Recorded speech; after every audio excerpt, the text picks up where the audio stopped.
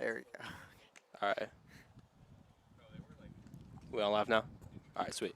So, as Um, uh, Hello and welcome to Billy and Luis Yarbrough Stadium for this rubber match between the 1-1 Walnut Creek Crawdads and the 1-1 Bay Area Admirals. I am Kobe Siegel with Justin DeHaas behind the Crawdads dugout for our pregame show here today.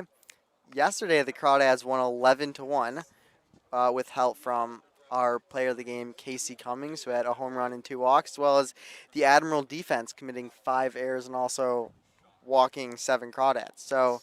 But we have a different game today, and we'll start in about 10 minutes. But our starting pitchers today are Cody Perry of Trinity College for the Crawdads, and for the Admirals, it will be Josh Petrel of Solano College. So, as you look at Cody Perry's stat line for the season at Trinity, he had a 5.80 ERA, but when you look closer, it tells a little bit of a different story.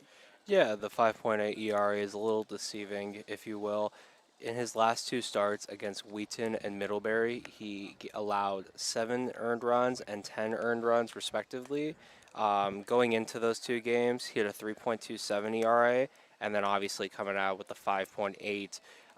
But, I mean, before those games, he had a stretch of 4 games where 6 innings in each start and allowed 2 earned runs or less in all 3 of those, or all 4 of those. So a stretch of 4 quality starts before that. And so it'll be interesting to see what kind of Cody Perry we see today. Do we see the kid who, you know, only pitched 3 innings and allowed 10 earned runs against Middlebury, or do we see the kid who, had that amazing stretch? And, again, looking at his stats, not a lot of swing and miss stuff.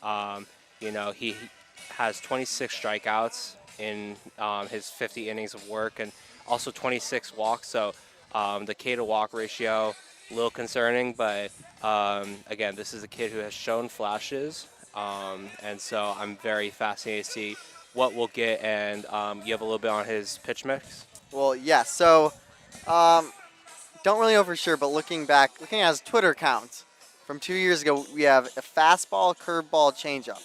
That's what we have. So, I mean, we don't know officially. Obviously, we will see here in about 20 minutes. But back to your point about really the last two starts being what has really hurt his overall stat line. His last start was back on May 6th, and today is June 8th. So that's more than a month without pitching in a competitive game. So I'm sure for the last month, I'm sure those last two starts had a bad taste in his mouth. I'm sure he's worked on his stuff, worked on his command. So I am expecting the Cody Perry of old with the little break. I mean, maybe down the season, I don't know, maybe he wore out. I don't really know what happened. But I personally am expecting I'm expecting the good version of Cody Perry. And from behind the plate will be Nico Budden.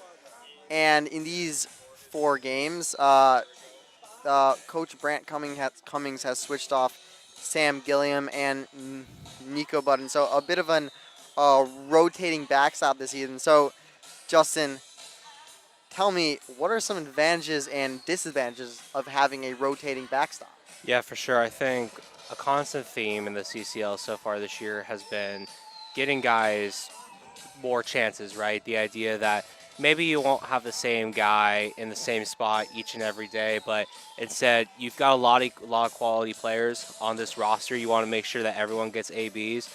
Gilliam and Budden are two very solid catchers. You know, everyone loves to have the one catcher that could do it all, that can play every day. Everyone loves to have an Adley Rutschman or a Will Smith, but you have two very good players that both deserve reps, and so far they've both been solid. Only obviously Buns only played 1 game as opposed to Gilliam with 2, but like you said, Buns getting the start today in the 8 hole, so I'm very intrigued to see how he does. Yeah, and the last time we saw Budden, he did a really good job controlling the running game. the Admirals were 1 for 2 on stolen bases, but second stolen base, the runner did a really cool swim move. So, I mean, you really say that he's had a really good chance to throw out 2 runners. So I mean, Nico Budden, it's really been fantastic defensively behind the plate. And also, another interesting factoid about the lineup, batting ninth today is birthday boy Emmett Finney. And Happy birthday, Emmett. yeah, happy birthday, Emmett. And so it was a bit of a struggle in his first game, but obviously I think he will have a birthday level game today. I mean, I don't know what that means. Maybe a birthday home run. gives himself a present. Yes, I guess I don't really know, but I mean, yeah, he's 20 years old today, so happy birthday! The Crawdads got him. Wow, he's some turning treats. 20 today. Oh Yeah. my gosh, I'm older than him. Or Really? So yeah, am I turned 20 a couple months ago. Wow. I am so old. Ugh, Wow. hate to see it. But are you better at baseball than him? No, guaranteed not. Maybe I could beat him on MLB The Show. That's about it. But no, definitely not on an actual field. Which, by the way, what a beautiful field. What a beautiful day. 73 degrees, bright and sunny. It's a little brighter than I expected because we were here on Tuesday. Yes. And it was expected to rain, and it never really did. It sprinkled a little bit in our post-game Yes. show, but beside that, it was cloudy, but no rain. And I mean, it's not really a cloud in the sky today. It's very blue, and I will actually never mind. There's some over there, but they're bright white clouds, so you've got that going. But anyways, I'm on this tangent over here about clouds and weather and all that fun stuff. But we got a baseball game in a few minutes. We Should do. we, We do, describe these actually. lineups? Well, the lineups. I mean, pretty. It's been pretty consistent for Brant Cummings, especially Casey Cummings at the top.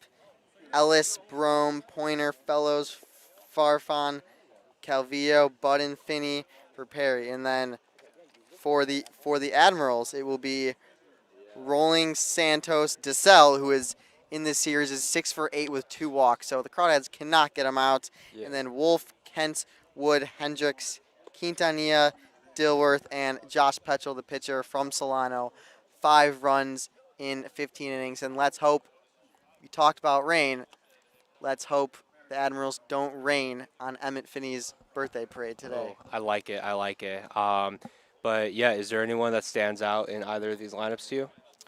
Well, if there's someone who stands out, I think it is Casey Cummings. He has been an on-base machine. I believe his OPS is, let's say, if he were to keep that pace, he would have the highest OPS in the history of the CCL. I don't know that for a fact, but I would guess no one has had an OPS of over 2,000. Probably I not. think so. But, I mean, yes, so we have a fantastic game for you coming out with some fantastic broadcasters, Jake and Carson, and they will be on here shortly. Justin, anything else? Yeah, I mean, again, just looking at these lineups real quick, I just kind of wanted to talk about what the Admirals are going to be having out here today. You mentioned Petrol, and he goes to Solano College. This is his home field, so he knows these dimensions well. He's well accustomed to this, and so it should be interesting to see how he performs. But I mean, you mentioned the cell. He's been a crawdad killer. He played for Solano Mudcats last year and wreaked havoc against Walnut Creek then. But I mean, look. For the Admirals, obviously had a very good day on Tuesday, and a lot of that success was 1 through 4. They combined for 13 of the 16 hits in the lineup, and only DeSalle played yesterday from those top 4 guys, but Kobe Rolling's back in at the leadoff spot, and then Reese Kent is a kid who hit second on Tuesday, took the day off, and now he's moved down to 5th. And then Ryan Pierce also had 3 hits that day, and he has not played the last 2 games. So we don't know if it's injury or what the situation is. I mean, he's obviously one of their best players, so a little surprising to not see him in the lineup. But yeah, I mean, I'm very excited for this rubber match. Obviously the Admirals won here on Tuesday, but hey, Crawdads won the last game, and we'll see who can come out with a winning record in the CCL after this. Yes, we will, and thank you for joining us for this Walnut Creek Crawdads pregame show. We will be back shortly with our game broadcast. Thank you for listening.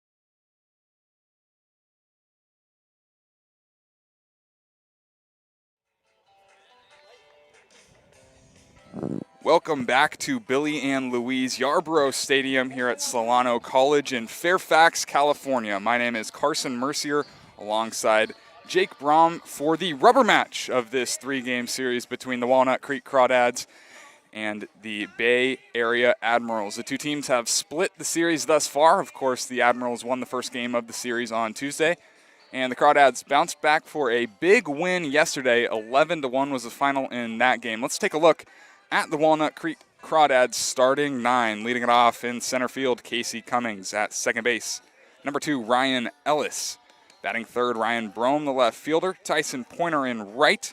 Cole Fellows is your designated hitter. Max Farfan at the hot corner. Cam Calvillo playing shortstop. Nico Button behind the plate.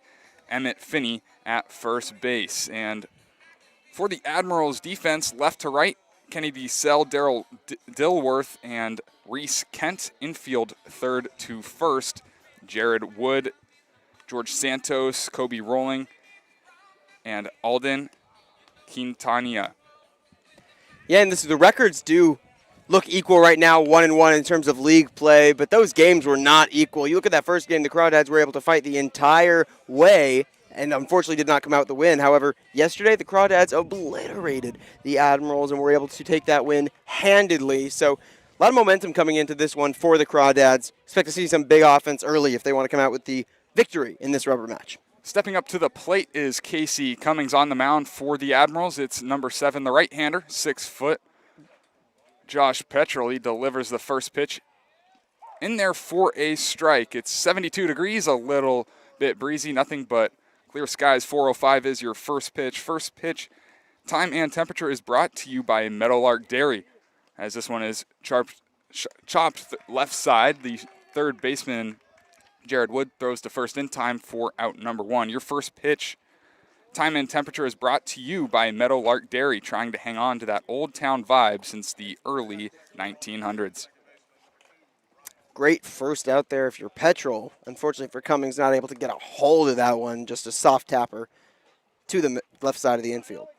That'll bring up the left-handed hitter, Ryan Ellis, swinging first pitch, sending this one into center field, but in comes Dilworth. He makes the catch, and quickly 2 outs here in the top of the first inning.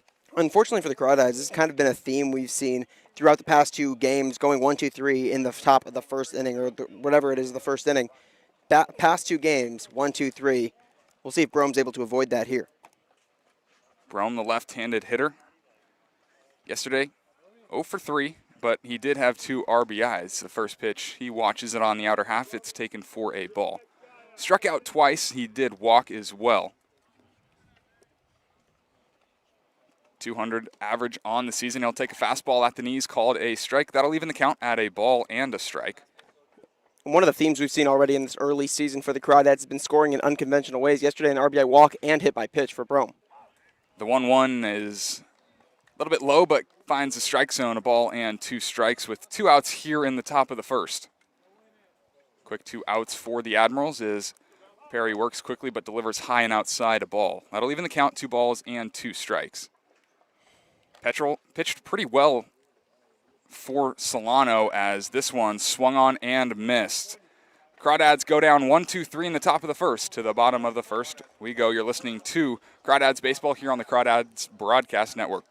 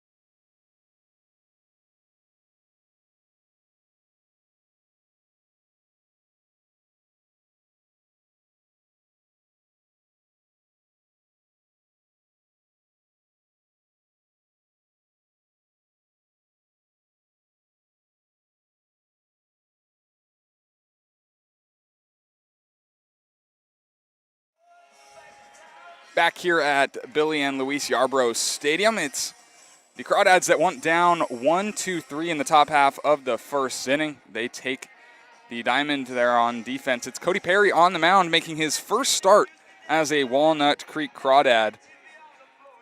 Cody had a pretty actually good year at Trinity this past season. He did pitch to an ERA of 5.80, but his last two starts he gave up 17 runs in starts against Wheaton and Middlebury. Outside of that, though, he had a 3.27 ERA and was pretty fantastic in his freshman season. It'll be pretty much the same lineup for the Bay Area Admirals that we've seen in the first two games of this three-game series. Kobe Rolling leading it off and is your second baseman. Perry ready. He delivers a pitch that gets away from the catcher Nico Button and 1-0. Starting 9 for the Crawdads, left to right, Brome, Cummings, Pointer. Infield third to first, Farfan, Calvillo, Ellis, Finney. Nico Button does the catching for Cody Perry. The 1-0 in there for a strike. That'll even the count at a ball and a strike. Rolling just completed his freshman year at Feather River. Hit .216 with a .572 OPS in 27 games. He swings on this one, lines it into left field. That'll get down in front of Ryan Brome in left field. A lead-off single for the Bay Area Admirals. And for Kobe Rolling, he started 2 days ago in that leadoff spot and was able to notch 3 singles, reaching on all 5 plate appearances he had in that one. Came in to pinch hit yesterday. Didn't get a hit there, but starts off this one with a hit and a promising start for the Admirals. That'll bring up another left-handed hitter. The shortstop Garrett Santos did not appear yesterday, but he did in Tuesday's game. The first pitch to him is tapped foul into the Crawdad dugout, 0-1. He appeared in the Tuesday day game as the third baseman, went 0 for 4. He struck out and grounded out a couple of times.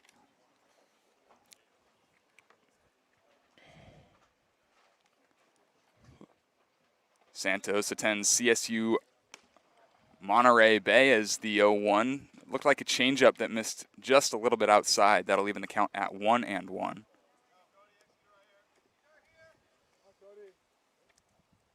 Was a freshman in the 2020 year, which was cut short due to COVID. Had that redone as that one is in there for a strike. He didn't like it. He was shaking his head. It doesn't matter. It's called a strike, 1 and 2. So technically, 2 freshman seasons for Garrett Santos. Sophomore season was his best, in which he hit .294 with just about a 700 OPS. No home runs in his college tenure thus far. He lines this one into dead left field. In comes Brome. He catches it on a hop. The throw goes to second. It's high. Ellis can't get it. Off the glove of Finney.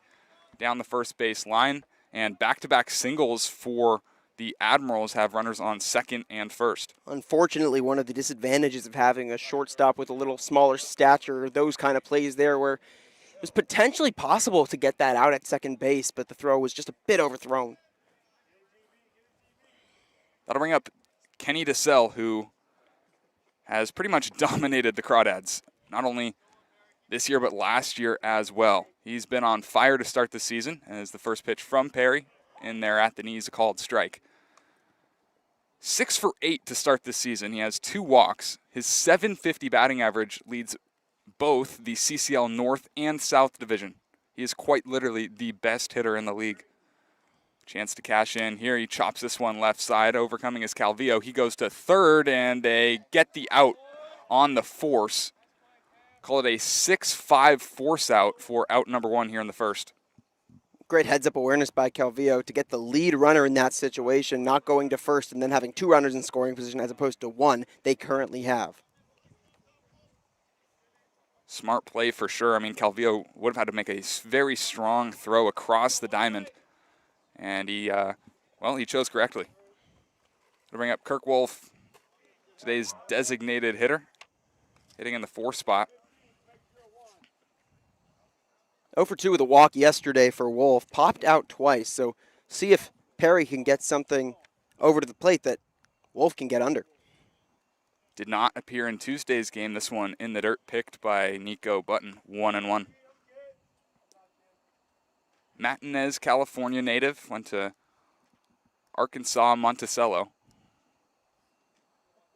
Had a very good freshman season as the 1-1 is skied into deep center field. Casey Cummings goes back. He has room. He squares it up and makes the catch. Both runners retreat back to their respective positions, and there's out number 2. Not a great read on that one by the lead runner on that Garrett Santos. If he would have stayed, instead of getting that lead, if he would have stayed on second, he might have been able to tag up, but he got too big of a lead on that one, not able to tag up on, get his way to third base. That'll bring up Reese Kent. Did not appear in yesterday's game. He did, however, in the game prior. This one chopped down the third base line, stopped by Farfan. Throw from the foul territory. It gets away from the first baseman, Finney. 1 run is in. Around comes Garrett Santos. He will slide in. He's safe at the plate. 2 runs in on the throwing error from Max Farfan, and the Admirals strike first in the bottom of the first. See what the official score is on that. It might be ruled a hit and then the second run coming around to score on an error, but no matter what it would be called, if Farfan was able to make that throw to first, even cleanly at all, no runs are able to come around to score as the ball stayed on the infield the whole time. Tough to tell whether it would have been a hit or an error. There's no signal for that on the scoreboard out in left field. Nevertheless, it'll bring up Jared Wood. Today's third baseman, and that one runs in and got him. Hit by pitch to extend this inning for the Admirals. Already a little sloppy ball play. Hopefully it's not a trend throughout the rest of the game for the Crawdads. They've done a very good job at limiting runs for the most part. That first game against the Anchors, of course, just the 1 run allowed. And yesterday, the 1 run allowed in the second inning. That's all they got. They have a chance to add on here. It's the catcher, Caleb Hendricks. He looks at a first pitch fastball just down and out. 1-0. Wind blowing strongly out to left field. Pretty much windy both days that we've been here. 1-0. Catches the plate for a strike. A ball and a strike to the 7th man to come to the plate in this inning. You know, Hendricks wants something right over the plate because with this wind, he'd be able to drive it out with ease. 1-1 buckles him up. It was a slider taken for a strike. A ball and 2 strikes. Cody Perry looking to work out of a first inning jam in which 2 runs have already come home to score. Deep breath, he's set, he fires, swing and a miss. Cody Perry picks up his first strikeout of the afternoon, but not before 2 Admiral runs come to score. It's the Admirals 2, the Crawdads none. Crawdads coming up for the top of the second.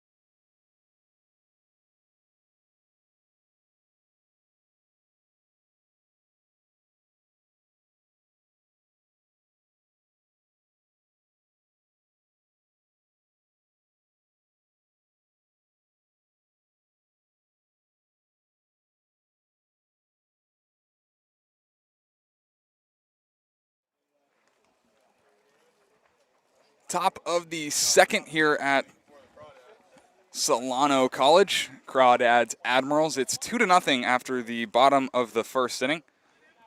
Garrett Santos and Kenny DeSell were the two to score. Leading off 4-5-6 for the Crawdads is Tyson Pointer, making his first start of the season, or series rather. Went 0 for 1 in a pinch hitting appearance yesterday, in which he pinch hit for Casey Cummings. Works here as the 4-hitter first, or the 1-1 is in there for a strike.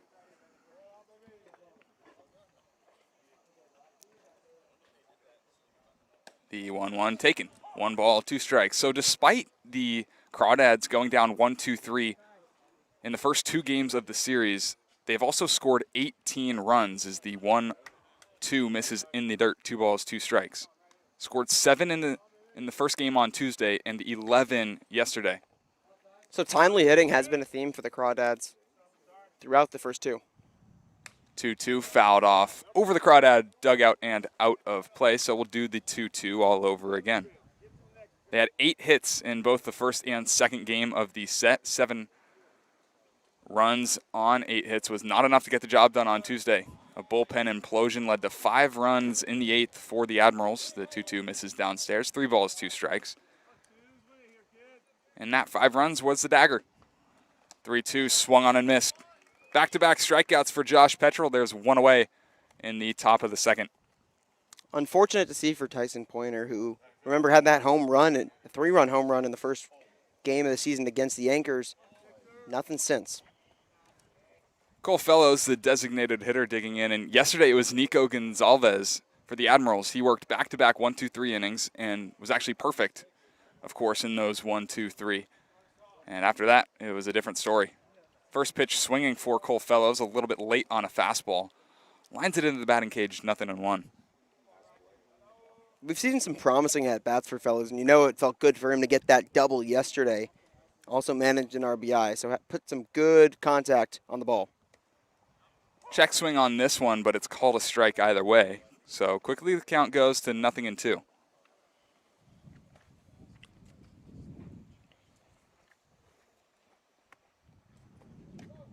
The 1-2 from Petrel misses way, way up, and that'll make the count 1 ball and 2 strikes.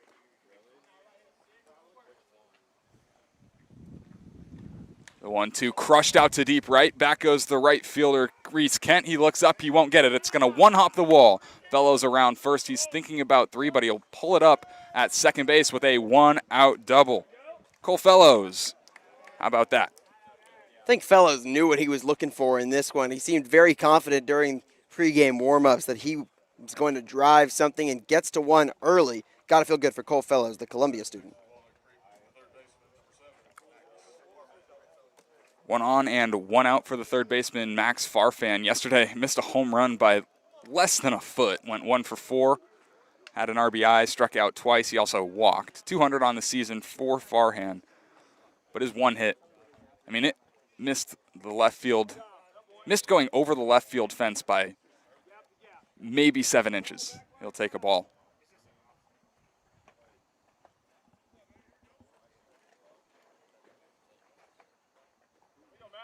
One-0. Swinging a little chopper right side. It looked like it actually fouled off of Farfan. Quickly 0-2. Josh Petrel doing a really good job jumping ahead of these Crawdad hitters today. And that was a good swing right there for Farfan, who hasn't been getting the results he wanted, but has put together some quality at-bats. We saw him get his first hit of the season and a double yesterday. 1-1. Good curveball from Petrel has Max Farfan out in front, 1-2. Unfortunately, it's been a theme for Farfan. A lot of swing and miss at off-speed stuff early in this season. Looking for that fastball. We'll see if he'll get it here. It might not be likely after swinging and missing at 2 off-speed already. As a junior at Illinois Chicago, hit 237, 67 OPS. That's in 26 games, only 74 at-bats, but he did hit 4 home runs. He's got the pop. Slugging was just a tick under 500 as the 1-2 pitch did not miss by much, but it does, 2-2. Cole Fellows stands on second base. 2 balls, 2 strikes, and 1 out. Here for Max Farfan. It's Josh Petrel working here in his second inning of work. trying to keep the Crawdads scoreless. This one, a curveball that misses just a little bit inside. Had Farfan with his hands up, so that'll fill the count.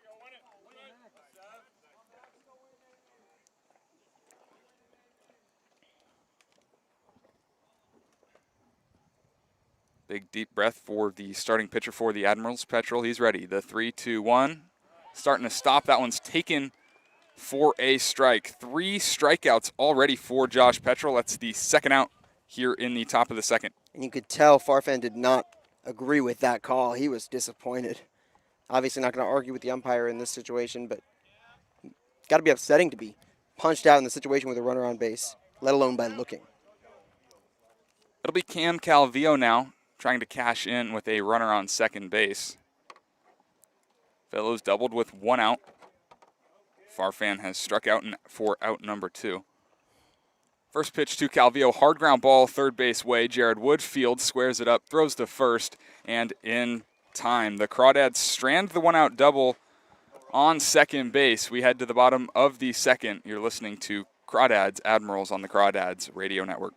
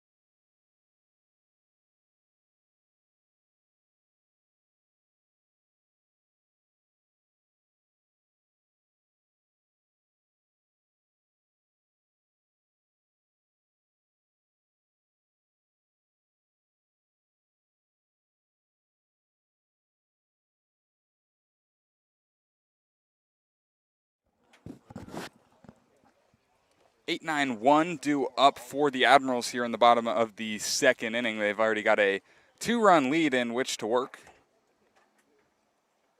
Back out for his second inning of work is Cody Perry. He delivers a fastball way up and out. It'll be Alden Quintanilla leading it off here in the bottom of the second inning. Perry working quickly, delivers a fastball, catches the corner, 1-1. Chico State, his freshman season last year, .273 average. 546 OPS in 8 games. He takes a big cut at a fastball here, but fouls it straight back and into the netting. 1-2. Almost exclusively used as a pinch hitter was Quintanilla this past year. Like you said, got that 308 average and 4 RBI, so we'll see if he's used more next season. 1-2, good curveball, but taken for a ball, 2-2.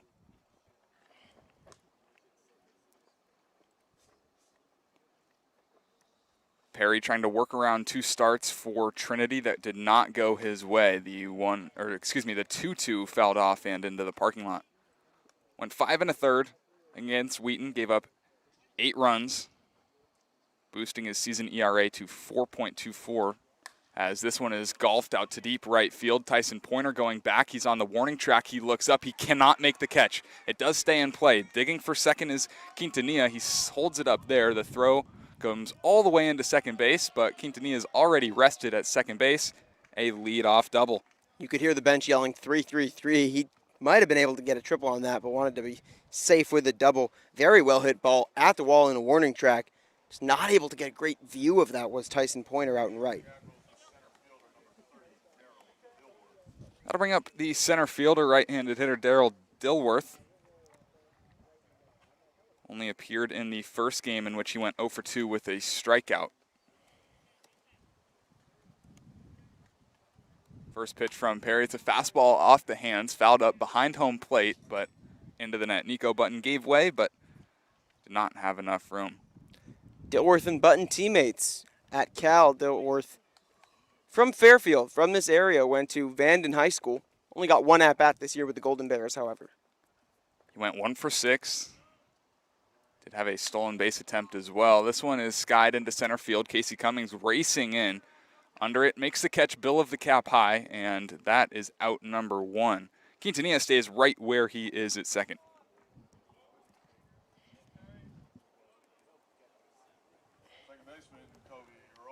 That'll bring up the top of the Admiral order. Kobe rolling already 1 for 1. He singled in his first at-bat. Continuing on a pretty good series that he's had. Scored 3 times in Tuesday's game, including a walk, stolen base, and a single. First pitch curveball in there for a strike. Good off-speed stuff to start the at-bat versus rolling from Cody Perry. Don't have to worry about mislocating it as much and see if he can get a swing and miss, which would be great in this situation with the runner at scoring position. Long look to second base, a changeup in the dirt, swung on and missed, but it gets past the catcher Nico Button. Advancing to third is Alden Quintanilla. However, the count does go to 0-2. It's a pitch that I think Nico Button knows he could have blocked. Didn't catch all that much dirt, and he elected to try and scoop it out of the dirt instead of going down to block it. And that proves costly. Now runner just 90 feet away. Perry will take a look at third base, a deep breath. Now he comes to the plate. Fastball swung on and missed.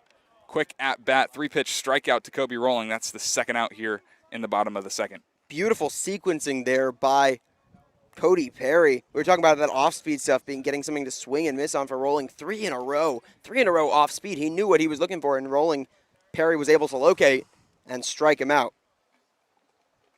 I'll bring up Garrett Santos, already singled. He did score the game's first run back in the first inning. Curveball here misses just a little bit downstairs.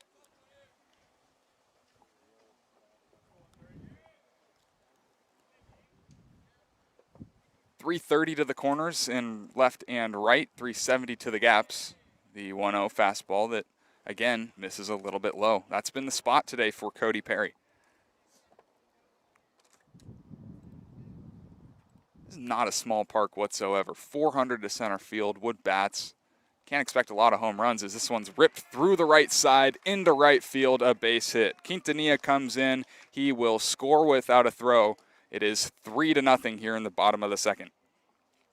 That was just a little bit poor timing there for Cody Perry. Santos, good eye so far with 2 back-to-back singles and back-to-back at-bats, but taking advantage of these situations early. We'll see if the Crawdads are able to do that as well. Haven't been able to so far. That'll bring up the thorn in the Crawdads' heel here. Kenny DeSalle, he scored on what could have been ruled a base hit, this one in the dirt, 1-0.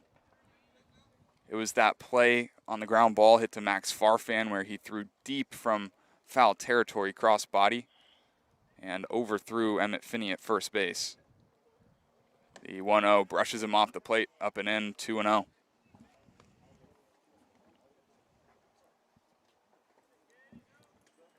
DeSalle with both a baseball and a basketball background.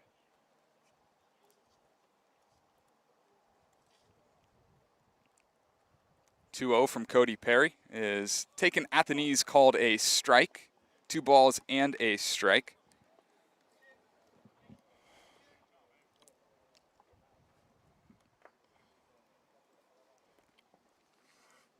Of course, as we were mentioning, DeSalle has really played well this year, and he barrels this one up to right center field. That's going to get down. That's going to split the gap. Santos being waved around from first. He's trying to score from first. He will. DeSalle going to third. He will get there standing up. Back-to-back base hits. This one a triple, 4-0 Admirals.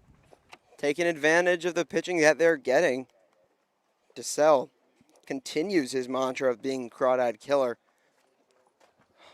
It's tough to see if you're a Crawdad, but quite impressive just as a baseball fan. Kenny DeSalle is now hitting .800 to start the season. 8 for 10. Have to say that's pretty impressive. Kirk Wolf here with a runner in scoring position and 2 outs. He'll take a fastball down the middle for a strike. Flew out to center field in his last at-bat.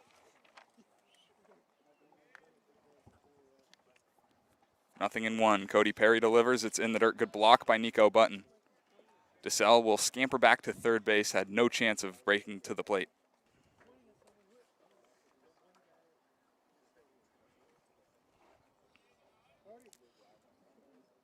Two teams flip-flopping the run scoring in this series. The 1-1 fouled back behind home plate, 1-2. It was the Admirals who put up 10 runs in the first game, 11 runs for the Crawdads in the second, and already 4 in the bottom of the second here in the third game. Not done yet. Runner on third base. The 1-2 is lined right at Max Farfan for out number 3, but not before. 2 more runs come in for the Admirals. Stay tuned. We'll have Ryan Spolero on the broadcast for a quick interview in the top of the third. Don't go anywhere. You're listening to Crawdads Baseball here on the Crawdad Broadcast Network.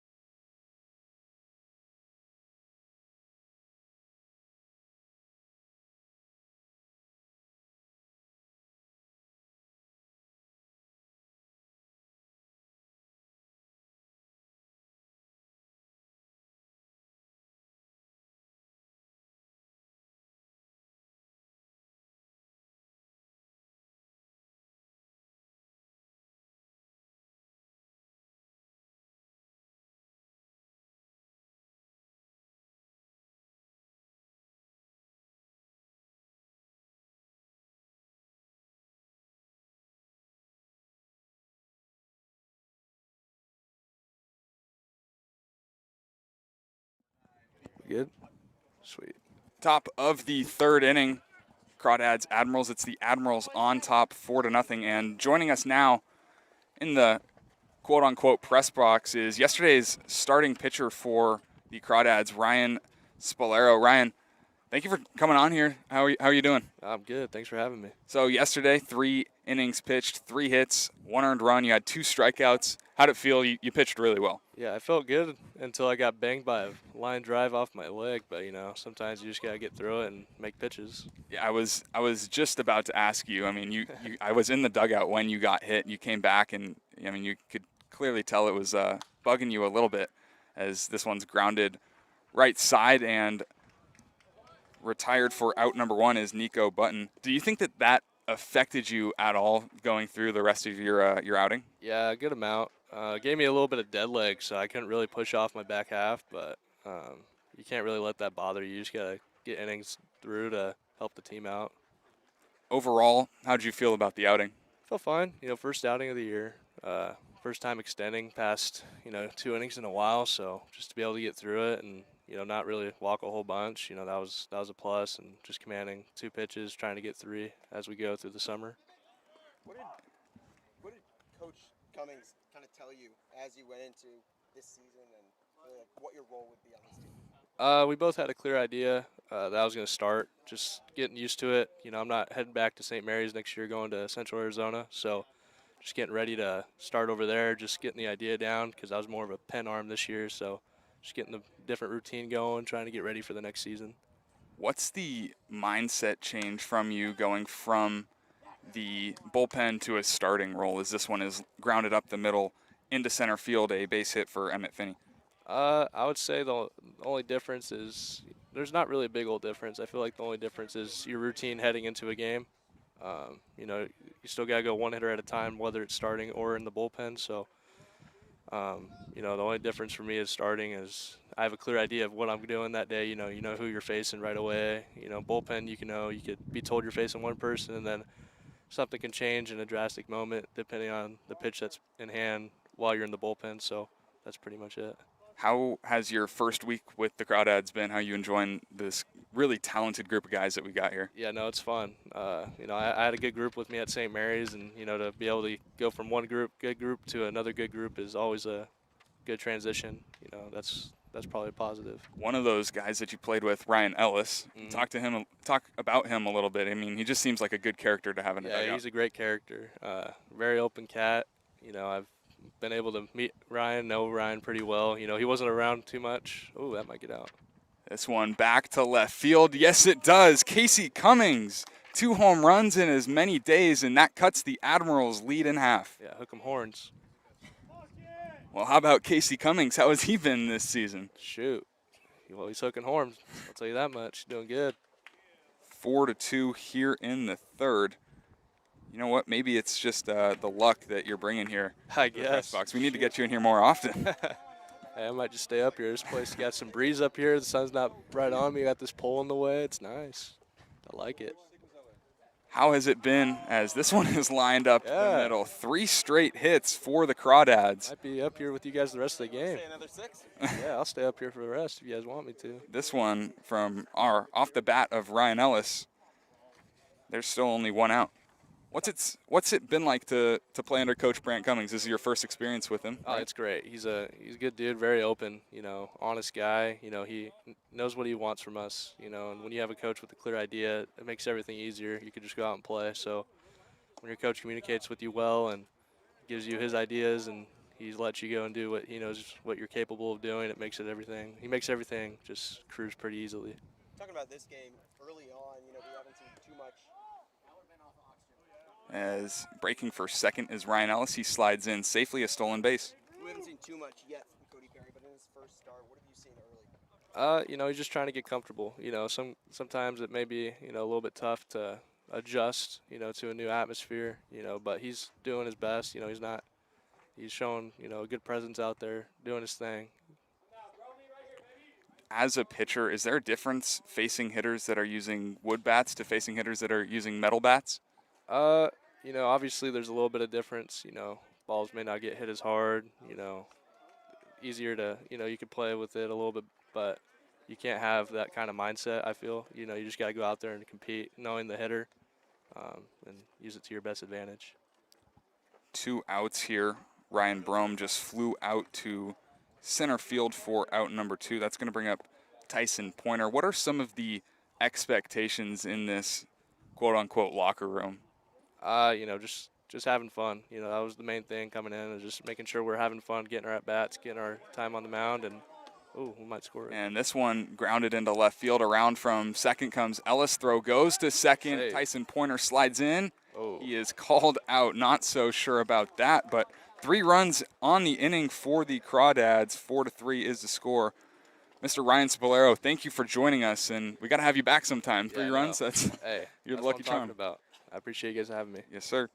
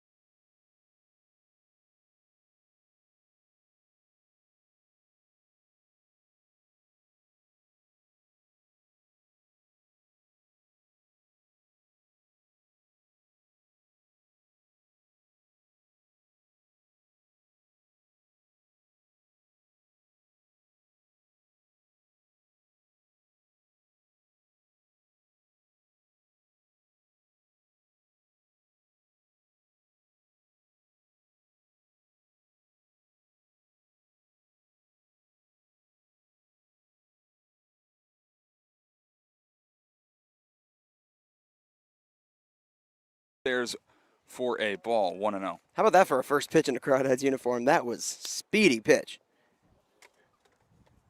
Thompson brings the heat with the velo. That's a fastball right by Kirk Wolf. San Jose State University for Mickey Thompson. He spent the last 2 years there, and he's got progressively better every single year. 16 appearances in his redshirt sophomore years. This one's barreled up to right field. That'll get down a base hit. Kirk Wolf is on first base for the first time today. And that was a product of just seeing a few pitches in a row. Seeing a few pitches in a row and getting a better idea of him. Reese Kent, who singled.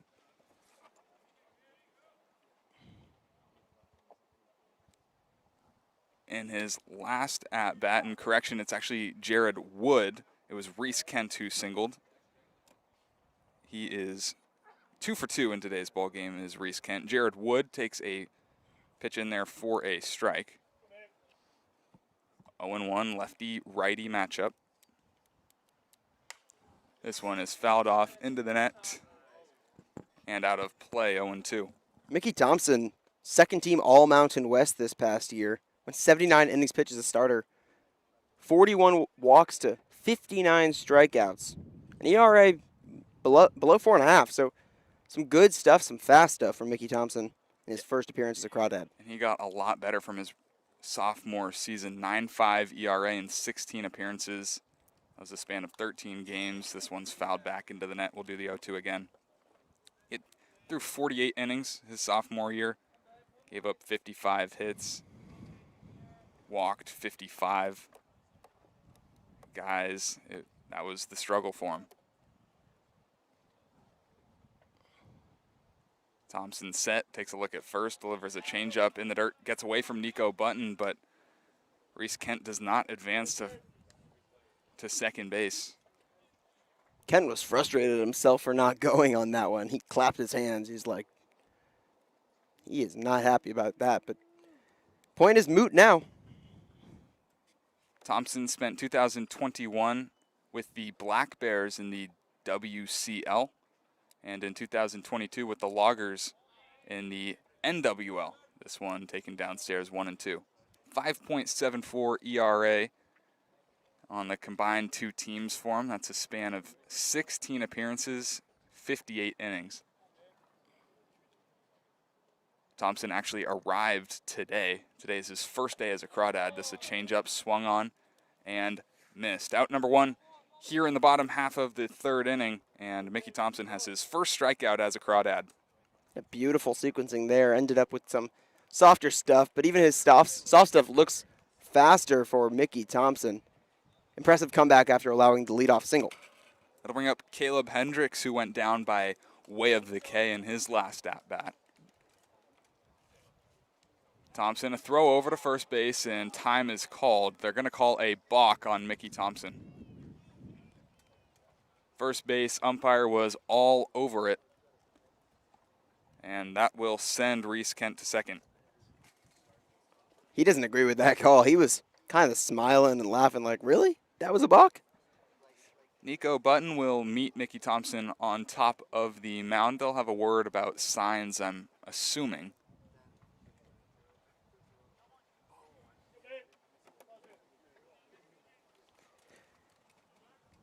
Button retreats back to the plate, and we are ready. 4-3 is the score. Bottom of the third inning, Admirals on top. One out here in the bottom of the third. Here's a fastball at the knees taken for a strike.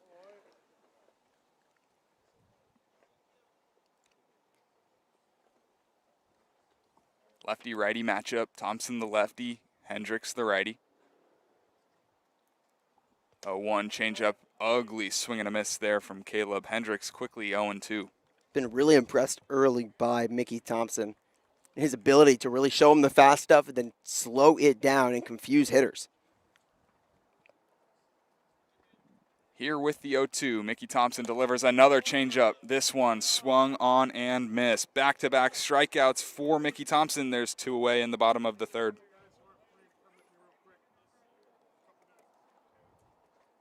Well, how about that after a leadoff single?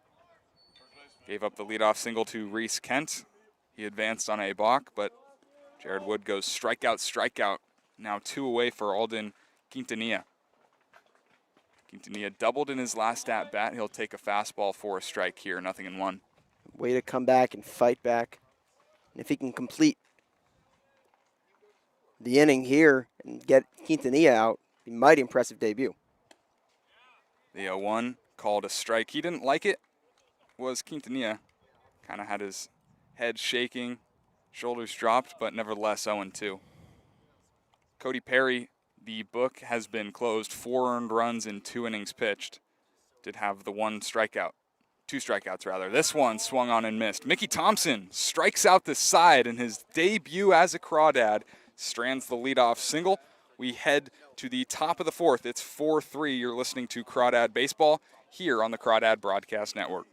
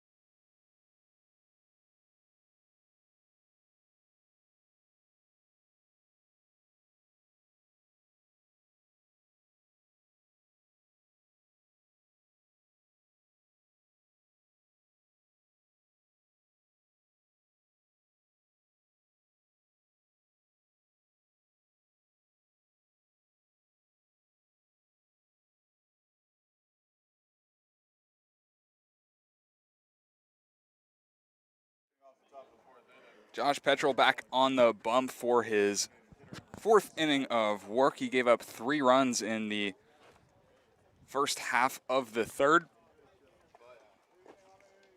Admirals went down after a leadoff single. Did not retaliate. Cole Fellows leading it off, swings at the first pitch he sees for the 2nd straight at bat, and again fouls it off in the same direction.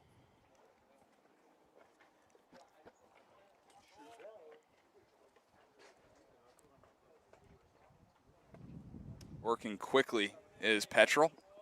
He'll deliver in a fastball that misses just a little bit high to the left-handed hitting designated hitter. 1 ball, 1 strike. Petrel working quickly here. He has a fastball at the knees, called a strike. Wind coming in from right field, so it might be difficult for Fellows to let one fly right here. So if he's able to get good contact on something low. Hit a double in his last at-bat. We'll take here just a little bit down, maybe a little bit out as well. 2 balls, 2 strikes.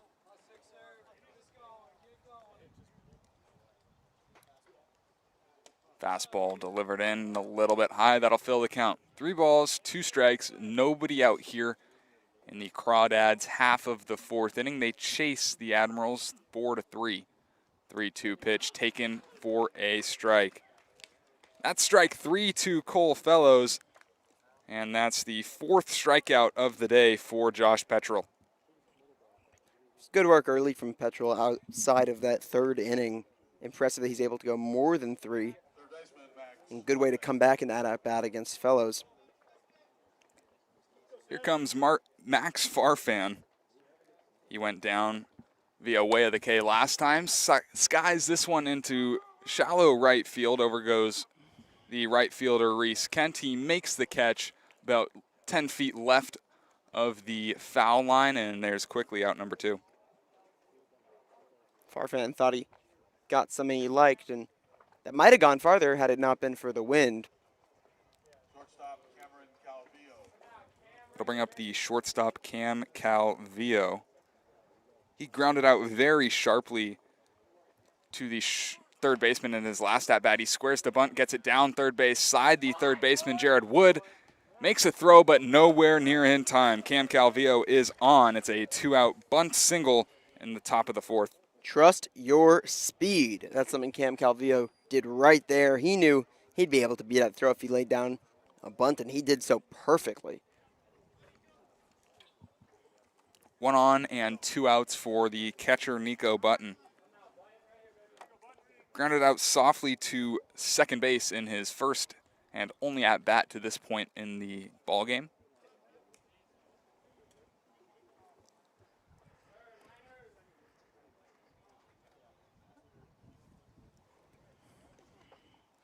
Long wait for Petrel, but he'll deliver in a pitch that catches the corner for a strike. 0-1 to the left-handed catcher.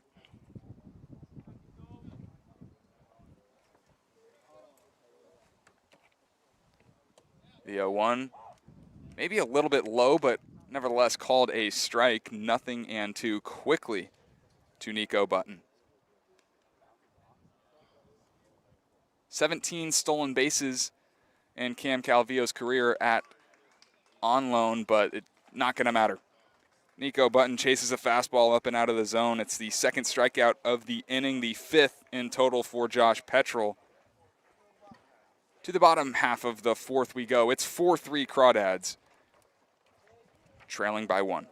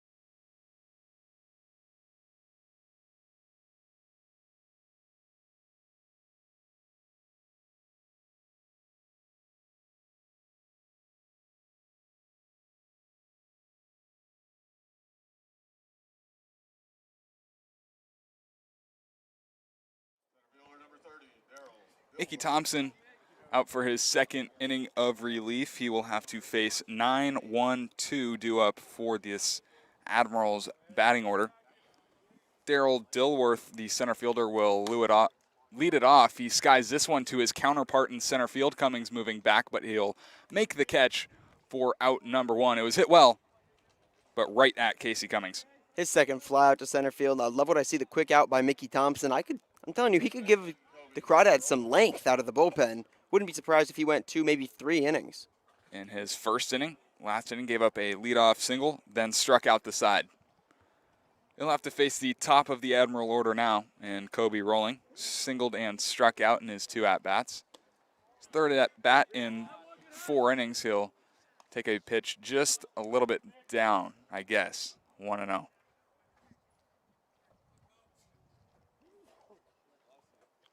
Thompson out of the windup, kicks, deals, fires in a fastball, fouled back a little bit late was Kobe Rolling. Sun beating down here at Billy and Luis Yarbrough Stadium at Solano College. It's a beautiful, beautiful Thursday afternoon. Third of 3 games in this series as Rolling squares the bunt but pulls back and takes a fastball, called a ball. 2 balls and a strike. Despite the speed, Rolling only had 1 stolen base this past year at Feather River. Lefty on lefty matchup. Thompson delivers, and nowhere close to that one was Kobe rolling. Kind of a half-hearted swing on that one. Didn't really follow through with all his might. Very, very late. We were talking about the velocity that Mickey Thompson brings. Not sure the exact number, but it definitely seems to tick up from what we've seen in this ball game. The 2-2 a little bit high. 3 balls, 2 strikes, 1 out to the leadoff hitter, Kobe rolling.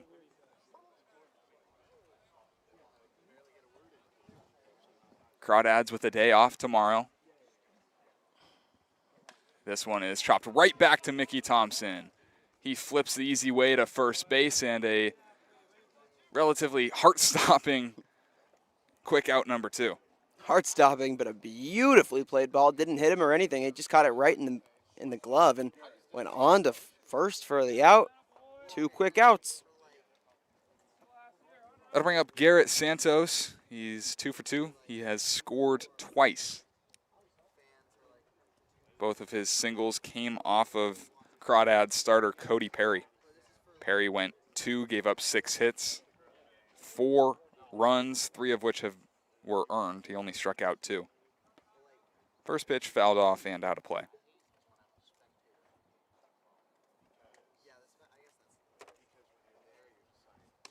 The 0-1 up, maybe a little bit in. 1 ball, 1 strike to the left-handed hitting shortstop. Thompson working quickly, delivers in. This one way inside, has Santos dancing off the plate. 2 balls, 1 strike.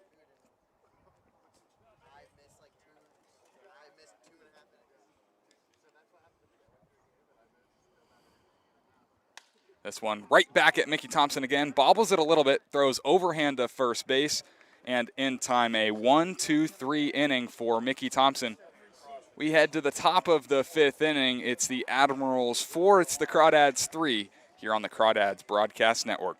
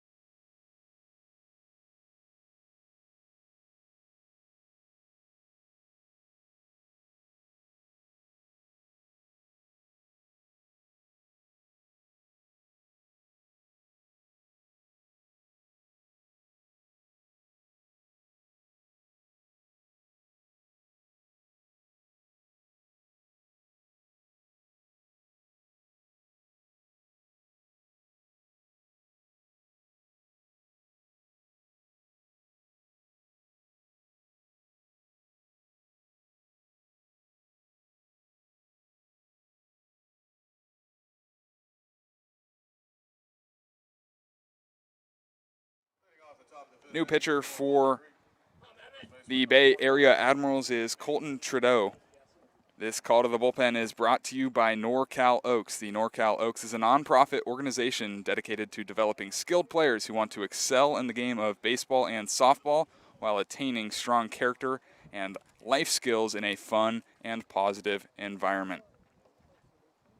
Emmett Finney leading off the visiting half of the 5th. Crawdads went down, did not score in the top of the 4th inning. They did have a 2-out bunt single by Cam Calvillo. Quickly 3-0 to Emmett Finney, who celebrating his 20th birthday today. What a way to celebrate. The 3-0, a 4-pitch walk to start the inning. Professional at bat there, taking your pitches, not swinging on anything, even on a count such as 2-0, where you might be inclined to swing. They're facing a guy who doesn't have any pitching experience, at least this past year, at Los Medanos. Taking advantage of that possibly early. That'll bring up the top of the Crawdad batting lineup, Casey Cummings. He'll look at a fastball and there for a strike. He's already homered today. He, of course, homered while we were interviewing Ryan Spolero. At that point, made it a 4-2 game. The Crawdads were able to tack on and add another. This one taken a little bit low to Cummings, 1-1. So when the Crawdads get the leadoff runner to start an inning, that runner has come around to score 9 out of 10 times. Yes, 9 out of 10 times. Casey Cummings squares the bunt here, gets it down third base, sign, but it rolls foul. Nearly stayed fair, but just popped right up foul. Great approach there by Casey Cummings. I mean, if that had stayed fair, that's a base hit. You have 2 on, no out. We talked about how efficient this Crawdad offense has been with runners in scoring position. And, yeah, one of the reasons is this guy right here at the plate, Casey Cummings. It's Crawdad player of the game yesterday. He reached safe in 3 of his 4 plate appearances and notched his first home run of the season as the 1-2 misses outside. Of course, didn't take him long to get his second as he homered in his second at-bat here today. 2 balls, 2 strikes, nobody out, and Emmett Finney, the runner on first base.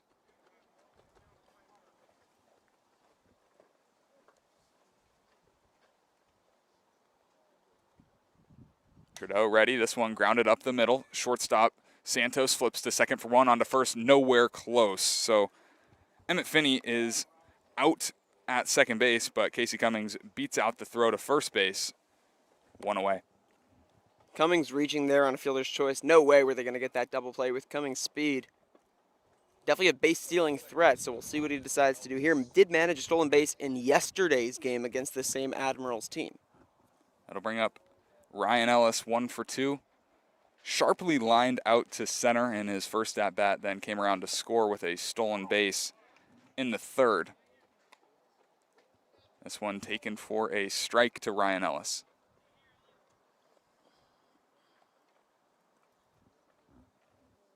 24 stolen bases in his 2 years at UC San Diego and Chabot.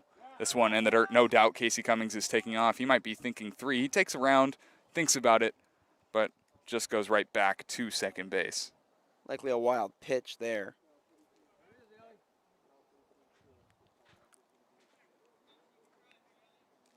Last season, mightily impressive for Casey Cummings. 1,300 OPS. He hit almost 400 with 17 home runs. Ellis, another guy, pretty impressive. Did not play last year due to injury. He'll take here 2-1. But the year prior, or the 2 years prior, he hit 258 with a 711 OPS.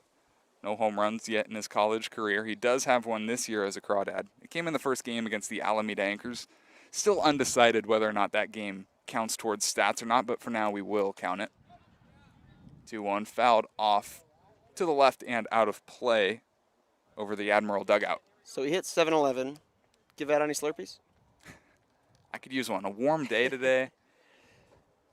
The breeze helps, I will say. The breeze from right to left at the backs of us on top of the Crawdad dugout doesn't hurt, but without it, I mean, it's warm. You can definitely feel it. Casey Cummings doing some dancing off second base. Takes off for third base. The pitch is in the dirt, no throw. Casey Cummings slides into third base. That's a defensive indifference there, and that'll fill the count. 3 balls, 2 strikes. Cummings got a great jump there to the point where catcher Hendricks didn't even try to throw that one. Counts full.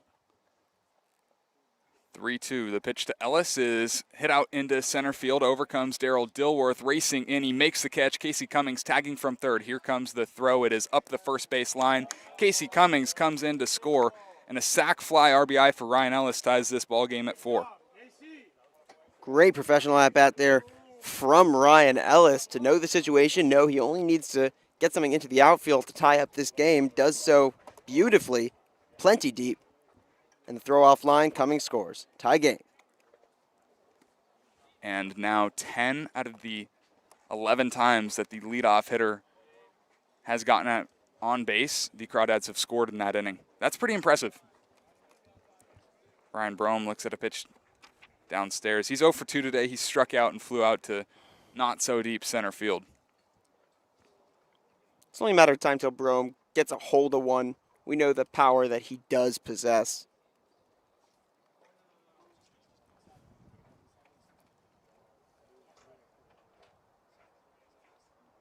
Hit 2 home runs last year as a Crawdad. Did have 37 RBIs.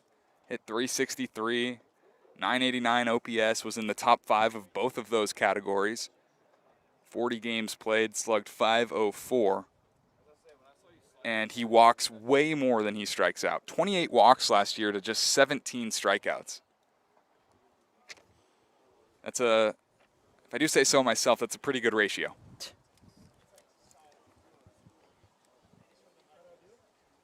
After a meeting between the home plate umpire and Admirals head coach, it looks like we're ready to go. Colton Trudeau, out of the windup, delivers to Brome. This one is belted out at deep left center field. Dilworth going back. He's on the track. He makes the catch for out number 3. Ryan Brome gave it a ride, but not enough. Casey Cummings came in to score. We're knotted up at 4. To the bottom of the 5th we go. Watch out, where we'll be interviewing head coach Casey Cummings. Don't go anywhere.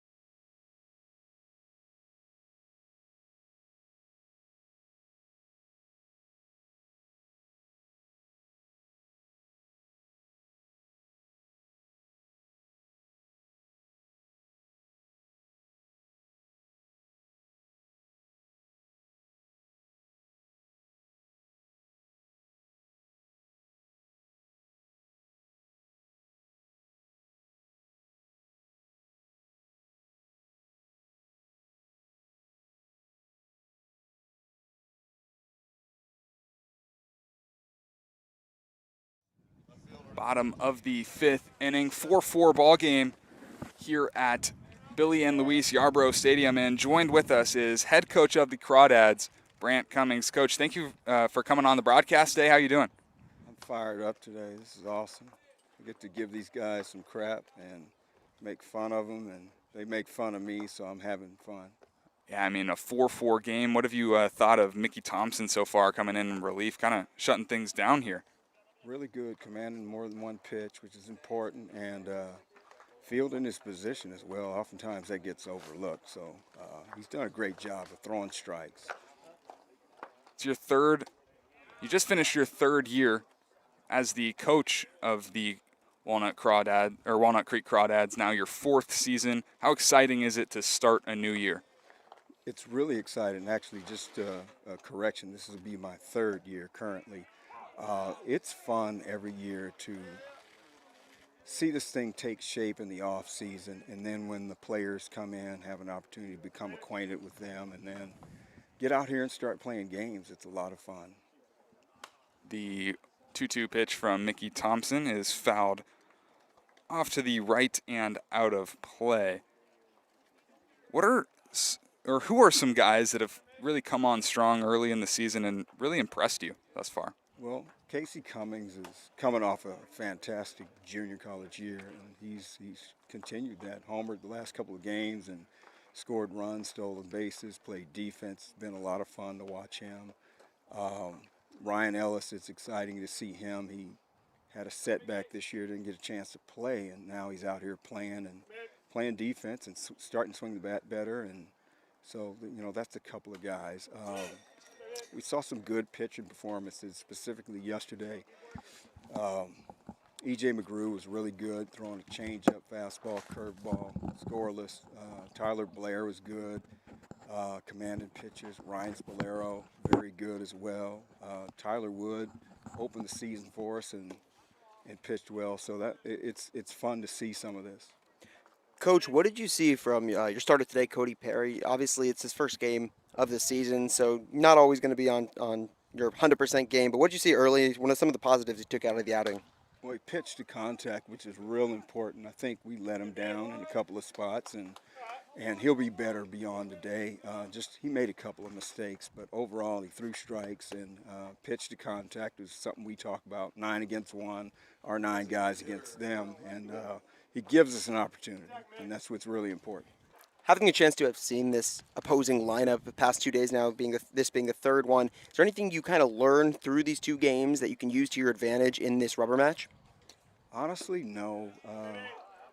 We have a little bit of an information on some of these guys, but it's unique. This thing is day to day. You'll see a guy one day, he'll hook 4 balls in the left field corner, and then he'll punch out 3 or 4 times the next day. So we're still putting together information, because the thing that's critical is we're still learning a lot of our guys. We've only seen them a few times, and so this is it's a growth experience for us right now as a coaching staff. Pitch high, makes it a 1-2 count. And Coach, a lot to look forward to this season. Just tell me where you think this team is capable of going. We're capable of winning the whole thing. That's it. We are capable of doing that. Now, will we do it? I don't know. It's going to be there's challenges every day. As that right there, Kirk Wolf goes down swinging. Another strikeout for Mickey Thompson. There's 2 away here in the bottom of the 5th inning. So, Coach, when recruiting for the Crawdads, looking for players, what in a player stands out and makes you want to bring them to the team? Oftentimes, it's not just physical ability. There's experience that plays into it as well. A guy that's done it at this level, and so that helps. For example, the 7 guys that came back this year not only have experience in summer ball, but they have collegiate in-season experience, and so that plays a big part, I think, in looking around for these guys. But also some of the young guys that have some ability and have good reputations. What can you say to players that haven't been around you that much, that maybe next year are going to be making their Crawdad debut? What can they expect from you as a coach? Well, I'm really angry, and I throw things quite often, and I curse a lot. No, just kidding. I'm a quiet person that loves this game and pays attention to detail, and I'm really straightforward, and I try to be as honest as possible, but I also try to share information with them, because it's a learning experience for me to hear their insight and kind of their story that describes who they are and where they came from, So just knowing that I'm on their side and I'm here to help. I use an old friend's quote, I'm here to add, not subtract. This one skied out into deep center field. Casey Cummings going back, has room in front of the track to make the catch. A 1-2-3 inning for the Admirals. Coach, thank you so much for joining us. Good luck the rest of this ball game. Thank you, guys. I really appreciate it. Of course.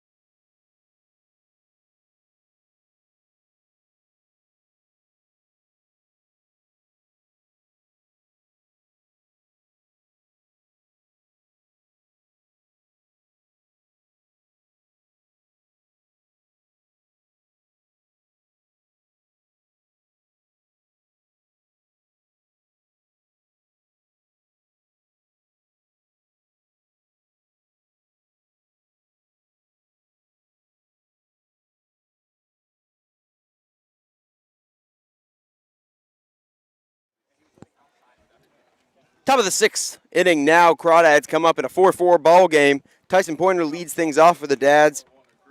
Still against Colton Trudeau. Still not known much about his pitching abilities other than the fact that he was able to limit the Crawdads to 1 run in that situation in the 5th to tie this game up. This one to Pointer inside. It's going to make it a 2-0 count. 4-4 Crawdads, top of the 6th inning. It's going to be Pointer, Fellows, Farfan. This game going quickly. Trudeau's 3rd pitch to Pointer is going to be inside and low again, make it 3-0. So a 3-0 count early here for Pointer in the 6th. How about the interviews that we had today, getting to talk to Ryan Spolero and Coach Brant Cummings? That's not an experience you get every day, and that was a lot of fun to talk to them. The 3-0 inner half of the plate called a strike to the dismay of Tyson Pointer, but he'll step right back in the right-handed batter's box, and it's going to be a 3-1 count here from Trudeau. This one is inside, and it's going to be a leadoff walk. And Carson, you were just mentioning when the first batter of the inning gets on base for the Crawdads, they've been able to produce. Yeah, now, I mean, with last inning included, 10 of 11 times that leadoff runner, when he gets on base, he comes around to score. So they're doing a really good job this year on the offense, taking advantage of the walks. They have a lot of walks for this Crawdads lineup. Is they're patient and they want to swing at good pitches. The lefty Fellows digs in now against Trudeau. First pitch is skied into left field. Making the catch for the Admirals is going to be Kenny DeSell, throwing it back in. No room to advance for Pointer. 1 pitch, 1 out for Fellows. Yeah, and it looks like Fellows has just been a little bit late on the fastball today. We've seen him swing first pitch in all 3 of his at-bats, and all 3 of those, or 2 of them were fouled off to that left side of the field into the dugout, into the parking lot. That one got a little bit under it, a little bit late, and skied out for out number 1. Trudeau checks back in on Tyson Pointer at first. Farfan stepping in now. We saw him just get a little bit late on the fastball in his last at-bat. Just flew out to right field. See if you can expect anything different here. Only 1 hit on the year so far, that being a double yesterday. Pointer is going. The throw down, not in time, as Pointer successfully slides into second base, making the first stolen base of the year for Tyson Pointer, and a runner in scoring position now with only 1 out for the Crawdads. Pressure, pressure, pressure. Keep applying pressure. The Crawdads doing that very well. Casey Cummings had a stolen base in that last inning. He was able to take 3rd on a wild pitch, and, I mean, yeah, this Crawdads lineup, when they're stealing and getting themselves into runners in scoring position at bats, this is when they're going to succeed. So Pointer at second, 1 out. Here's the 1-0 to Farfan. This one taken high, 2-0.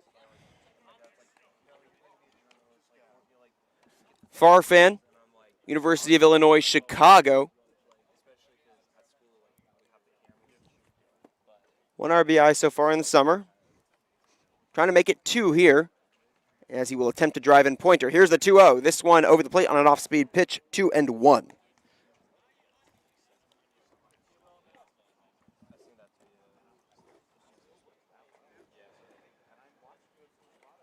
Farfan, one of the fun guys on this team. One of the many fun guys on this team. Here's a 2-1. This one taken high, 3-1. Always joking around with his teammates, with the staff members of the Crawdads. Just a lively personality to have in a dugout. Looking to increase the production now, though. See if he gets a pitch to hit here on 3-1. Here it is. Driven into the right center field gap. Will it be far enough to get down? Yes, it will. It'll drive in Pointer. Farfan rounding first, heading up at second. Pointer got a late jump on that one, thinking he might get caught, but he'll score. And how about an RBI double for Max Farfan? How about that? Taking it the opposite field, fastball up and out. Take it that way, why don't you? Max Farfan looks to get hot. He's had a kind of a rough start to start the season. Had the double yesterday. Has another double today. Watch out, folks. And both of those doubles that he has hit so far this season going the opposite way. We also saw that fly out go towards right field. So definitely powered all fields. as he gets another double there. Still one out, Farfan at second, and in steps Cam Calvillo. 1 for 2 so far today. Bunt single back in that fourth inning. 1 out, 5 for Crawdads. Taking the lead on Max Farfan's RBI double. Trudeau will step off for a second. Here in the top of the 6th inning from Fairfield, California. Here it is. The first pitch is going to get away from Hendricks at the plate. Farfan advances to third base. And now a runner at third with only 1 out for Cam Calvillo.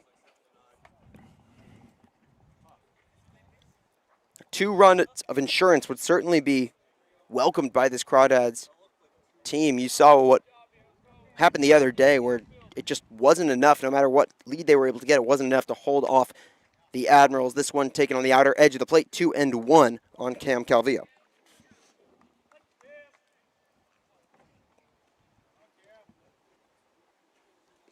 Short lead from third for Farfan. Here's the 2-1. This one outside, making it 3-1. So another hitter's pitch. Might be something we're about to see from Colton Trudeau.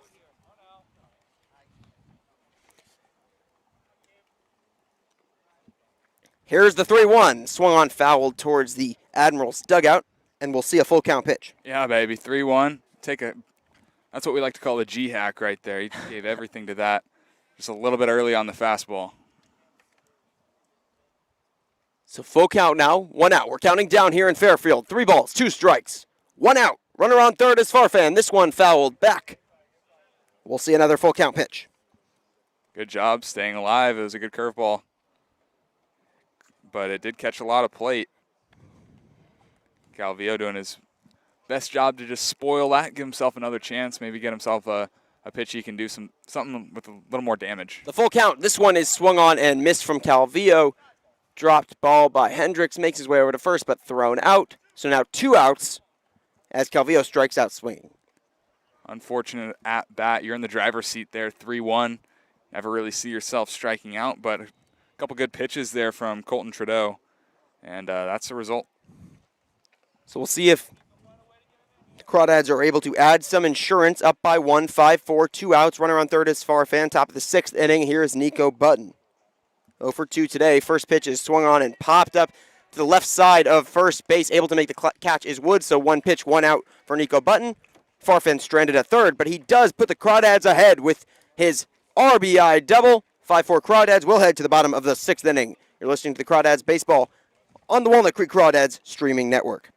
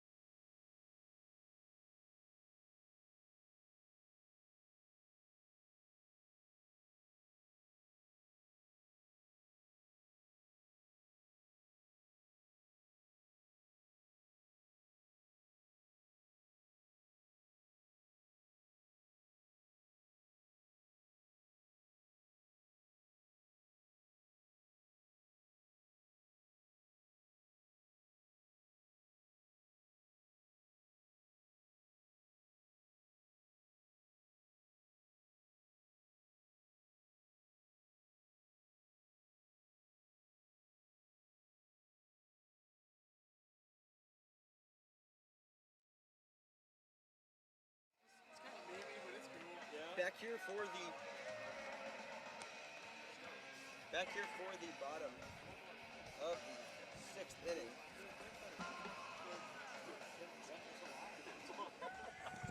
And we'll see.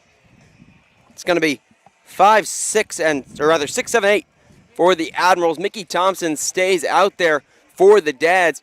This past year at San Jose State, only allowed 5 or more runs in a game only once throughout his first 9 starts, pitching at least 5 innings in every single one of those outings. Plus a career-high 8 innings, giving up only 2 earned runs while striking out 6 in a win over New Mexico back on April 7th. First game with the Crawdads, he'll go into his 4th inning of work. Start off by facing Jared Wood. 0 for 1 today, was hit by a pitch back in the first and struck out swinging in the third. Looking to hold on to a 5-4 lead here in the bottom of the 6th. The lefty, Mickey Thompson, deals his first one of the inning. Wood shows bunt, but the ball low. He pulls back, 1-0.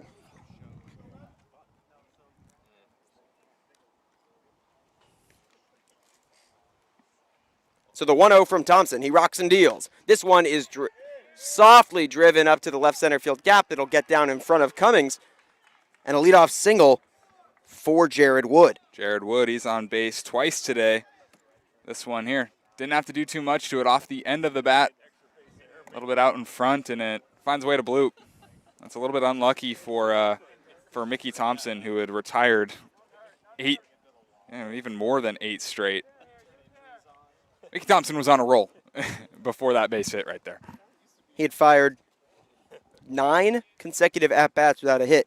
Allows one here. So nobody out. Wood at first. Here's the 0-0 pitch taken for a ball. 1-0 to Caleb Hendricks. 0 for 2, 2 swinging strikeouts. His last time up against Mickey Thompson. Thompson balked trying to throw out the leadoff runner. This one is grounded up the middle to Calvillo. He goes on to Ellis, or he tried to go on to Ellis, but mishandled the ball, and both runners are safe. So now it's going to be runners at first and second with nobody out for the Admirals. Something I've seen Cam Calvillo play, and he's a very good shortstop. I've watched these guys take ground balls here for 2 days, and I've gotten to understand that there's a lot of bad hops on this field. So I'm going to go ahead and assume that right there was a bad hop. Just a tough one. The field, it's a good field, but sometimes every field has a spot. First pitch now to Quintanilla, throwing back to Calvillo at second.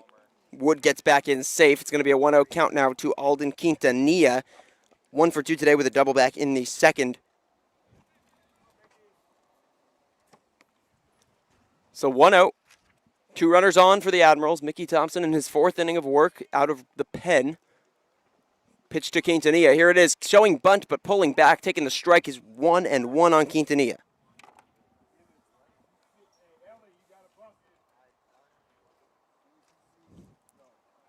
So 1-1. Wood at second. Hendricks at first.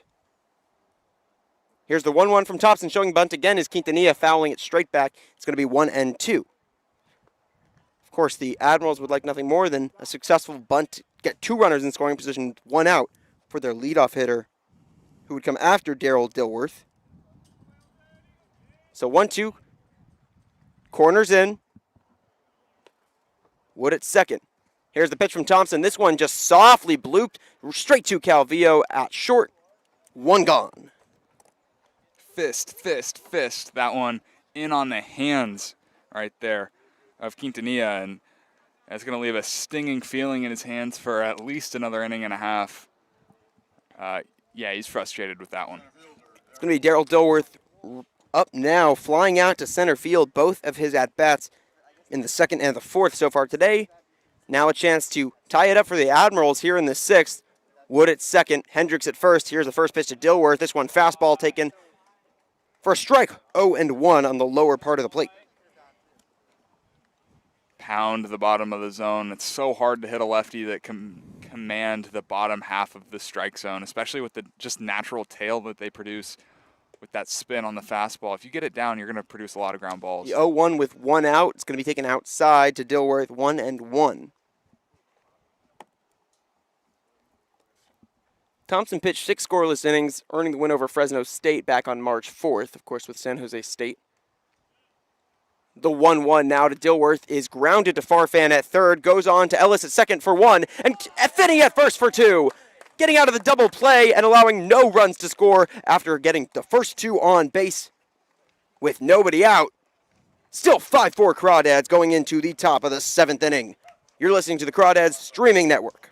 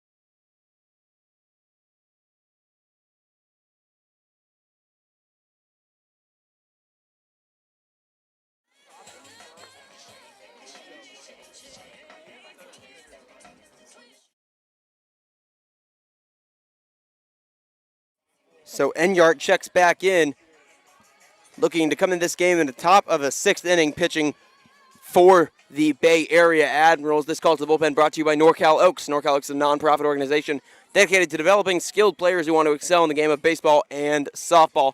Enyart closed the game out for the Admirals this past Tuesday in their 10-7 victory and came in to pinch hit yesterday for the Admirals. He ended up in his pinch hitting appearance going 0 for 1 with a walk, but very capable of doing both hitting and pitching. Generally the Admirals closer. Played at Stockdale High, currently at St. Mary's. From Bakersfield, was a teammate of Crawdad Ryan Featherston. Pitched this past year at St. Mary's to the tune of 2.76 ERA in 32 2/3 innings pitched. Only allowed 1 home run. Batted .400 back in high school and played at 40 RBIs his senior year. So a two-way player for sure. Generally not used in these situations, but used here. It's what I like to call an athlete. Guy can just do it all. It's fun going up against these type of guys. You really get a test and see where you can compare, because, I mean, he can dominate you. He can throw you a fastball right by you, then you can hit a ball way over your head. So it's a fun matchup for sure. So he'll be facing 9-1-2, Finney, Cummings, and Ellis. Starting with Emmett Finney. 1 for 1 so far today. Also notched a walk in the 5th inning on his birthday. Would love nothing more to collect another hit here. 5-4 Crawdads. Here's the first pitch from Enyart. Swing and a miss. 0-1 on Finney.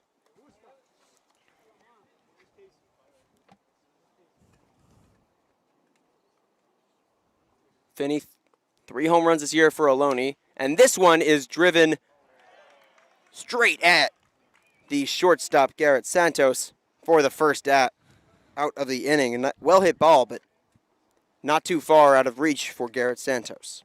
Yeah, off the bat, you thought maybe that could get down for a base hit, but kind of just had a lot of spin, wasn't hit all that hard. A weak little line drive, and right behind the second base bag, nothing that Santos can't handle. And with 1 out and the base is empty, Casey Cummings takes a strike, 0-1.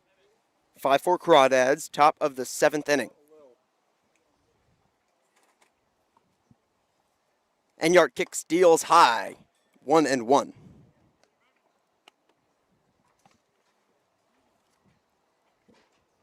One ball, 1 strike, 1 out. Nobody on base, 5-4.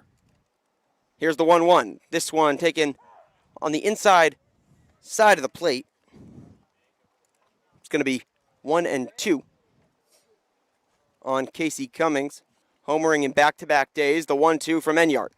Swing and foul tipped right back into the mitt for a strikeout on Cummings. Now 2 down.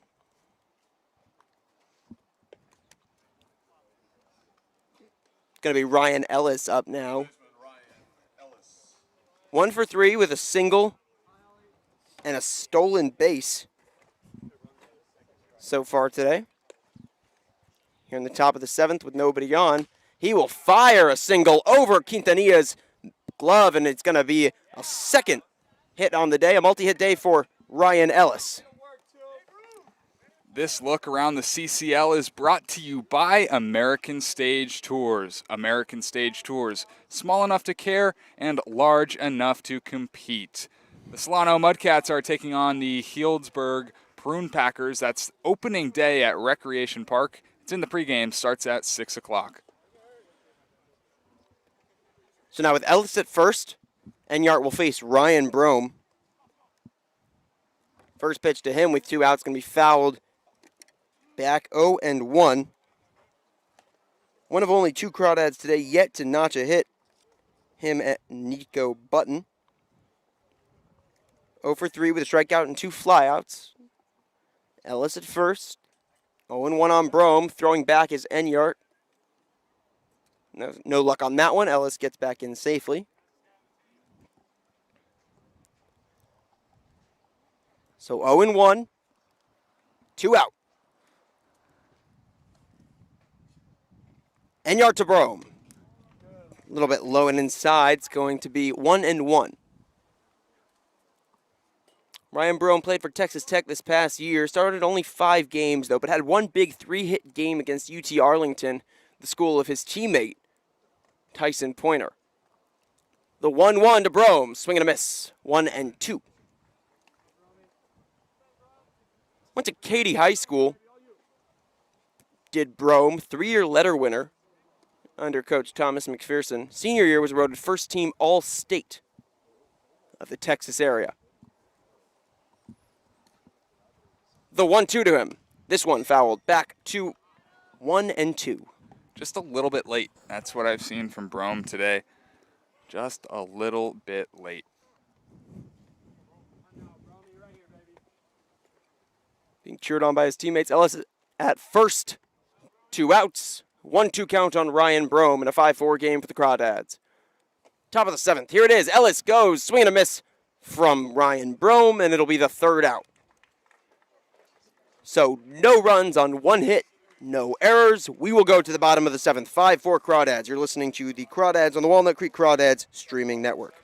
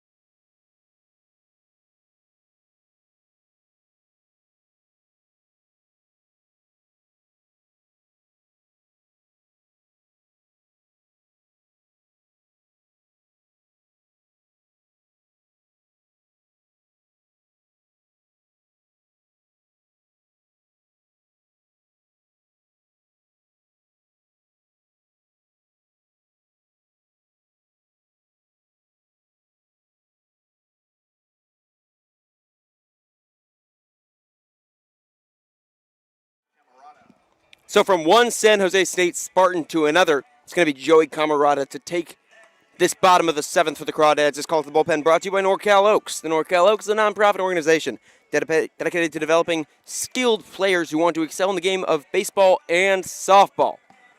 For Camarada, his first game with the Crawdads as well, stands at 6'2", 240, 9.2 innings pitched, 9 2/3 innings pitched en route to a 5.59 ERA with a 4-9 walk to strikeout ratio. Only allowed a run in 3 of his 14 appearances for the Spartans. He gives off the 2021 Alex Manoah vibe. A bigger guy, has a very similar motion and is vicious to the plate. I'm excited to see what he can do in a Crawdad uniform. It was the academic All-Mountain West team in 2022 for the Spartans. Mountain West Scholar athlete from 21 to 22 season. He'll come in to protect, or at least attempt to protect, a 5-4 lead for the Crawdads in the bottom of the 7th. He'll face 1, 2, and 3. Rolling, Santos, and DeSalle. Starting with Kobe Rolling, who's 1 for 3. Struck out and grounded out. Back to the pitcher in the 3rd. First pitch from Joey is ball 1-0.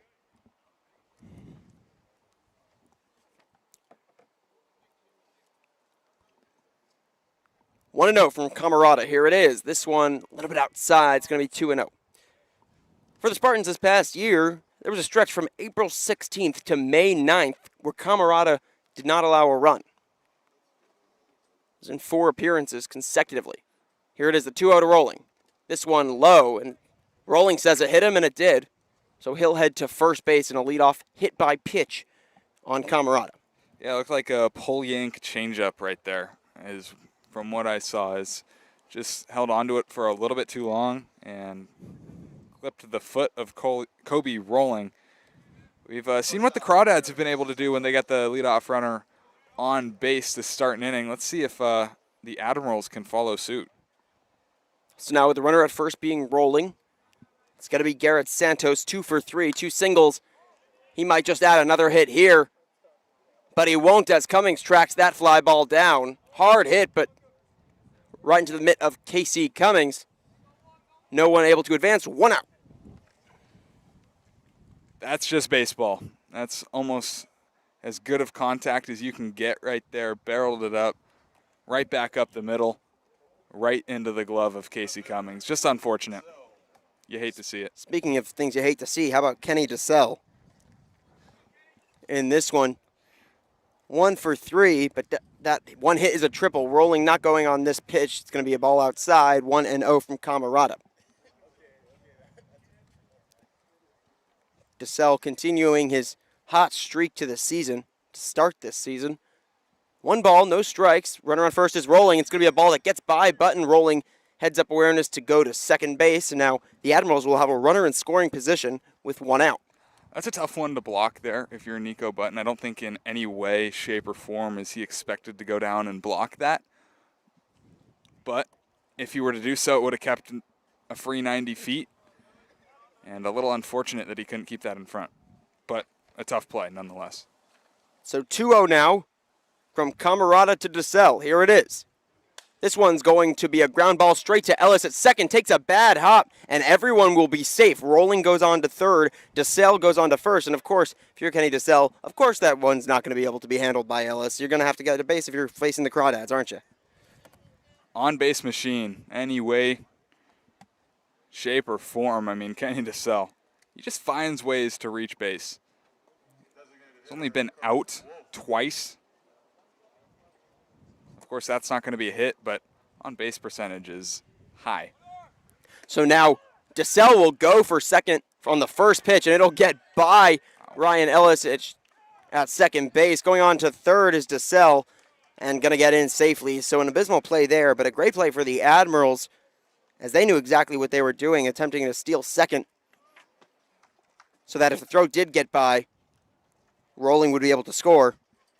Admirals tie it up 5-5 here in the bottom of the 7th inning, and they only with 1 out, and DeSell now at third base.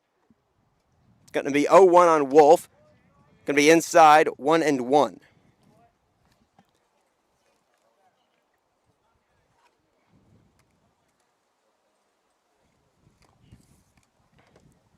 Wolf 0 for 3 today. The 1-1 to him from Camarada. This one swung on, grounded back to Ellis at second. The run will score. Goes on to Finney at first. So they get the second out of the inning, but not before DeSell can score, and the Admirals can take the lead right back, 5-6 Admirals.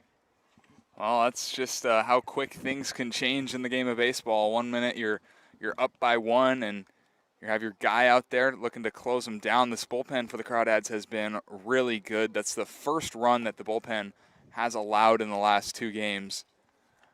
Unfortunate. So first pitch from Camarada, this time to Reese Kent, is blooped to Brome at left for a base hit. First hit of the inning allowed despite 2 runs already scoring for the Admirals off Camarada. And now they'll have a runner at first with 2 outs, this time for Jared Wood. How about this baseball? This is just a baseball game today. Back and forth. No one's held the lead for all that long. The Admirals jumped on early with 4 runs. I mean, it looked like they were going to be able to take it all the way. Then the Crawdads bounced back. This one will be grounded to Ellis at second, on to Finney at first for the 3rd out of the inning. So the Admirals score 2 and take the lead. We'll go into the top of the 8th inning. Crawdads 5, Admirals 6. You're listening to the Crawdads on the Walnut Creek Crawdads Streaming Network.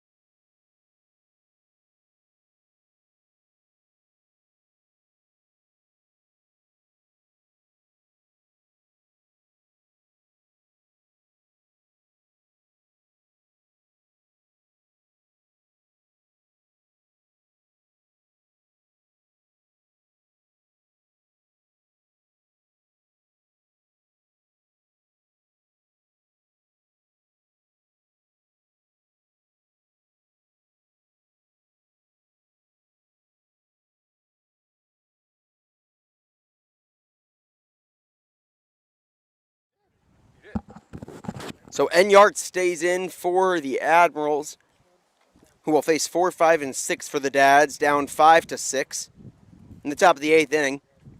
It's going to be Pointer, Fellows, Farfan. Starting with Tyson Pointer, 1 for 2 today with a single back in the third, also struck out and has walked. Enyart, normally the closer on this team, perfect for this situation. First pitch, Pointer shows bunt, pulls back on a ball, 1-0. Got to get to work here if you're the Crawdads. You're trailing 1, top of the 7th. You only got 9 outs in which to work. Need a leadoff base runner here. You know what happens when a leadoff runner gets on for the Crawdads. The 1-0 to Pointer. This one's fouled off of his shin. It's going to be 1-1. Yeah, that's never going to feel good. It'll take you a second to recover. I mean, you can see him bending down there. Hopefully he's okay. So for Tyson Pointer, as a sophomore at Odessa College before transferring to Texas Arlington, he batted .387, 17 home runs. That's top 30 nationally. And a team best 67 RBIs. The 1-1 to him, this one fouled once again on the ground towards the batting cages in left field. It's going to be 1-2 on Pointer. Some guys just have the it factor. They just look like baseball players. Tyson Pointer, one of those guys. You just see him, and you know this guy's a dude. So nobody out. 1-2 to Pointer. Here it is. Struck out swinging for Tyson Pointer. Doesn't even try to run onto first base, and it's going to be 1 out in the top of the 8th for Pointer and the Crawdads. And how about back-to-back strikeouts for Aiden Earnhardt? He's kind of got it going on here. So now it'll be Cole Fellows. 1 for 3 today with a double back in the second. 5-6 Admirals. 1 out. Top of the 8th. Fellows, after notching 1 hit yesterday, 1 hit so far today. Here's the first pitch to him. This one taken outside, 1-0. Wind picking up here in Fairfield.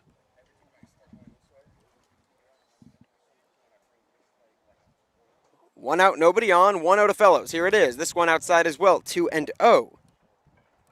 More of a relaxed approach here for Fellows.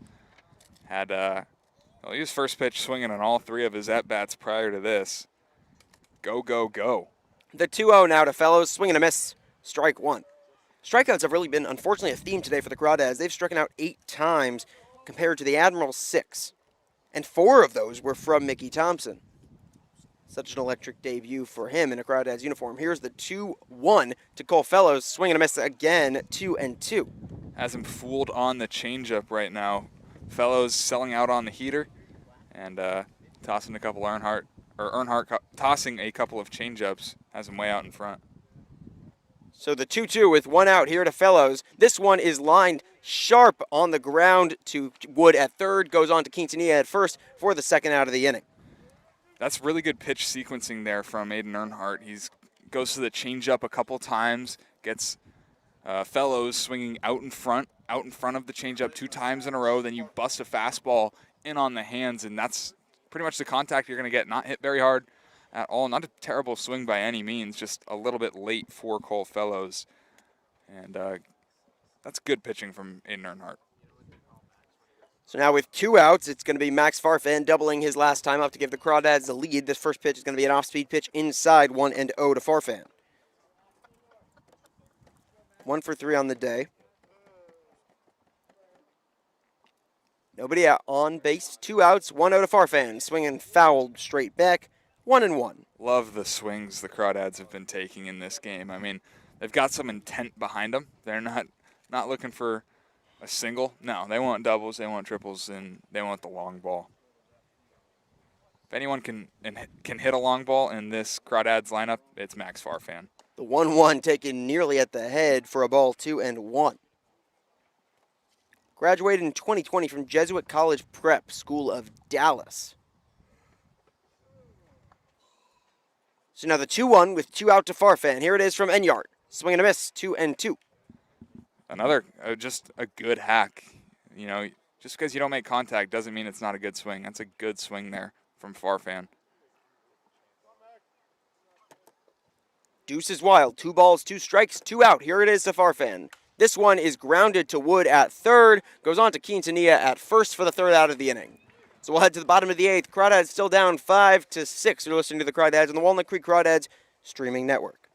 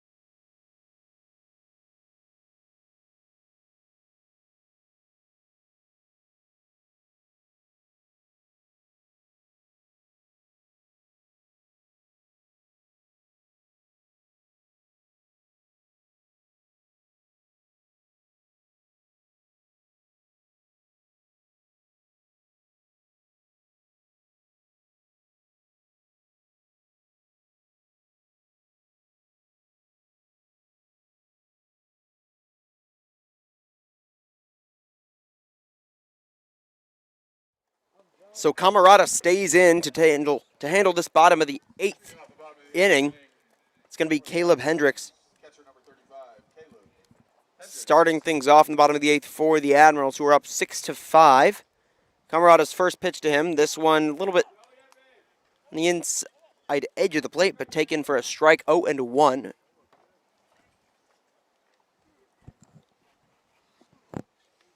Camarada looking to rebound from this last inning. This one is going to be grounded to Ellis at short, soft hop.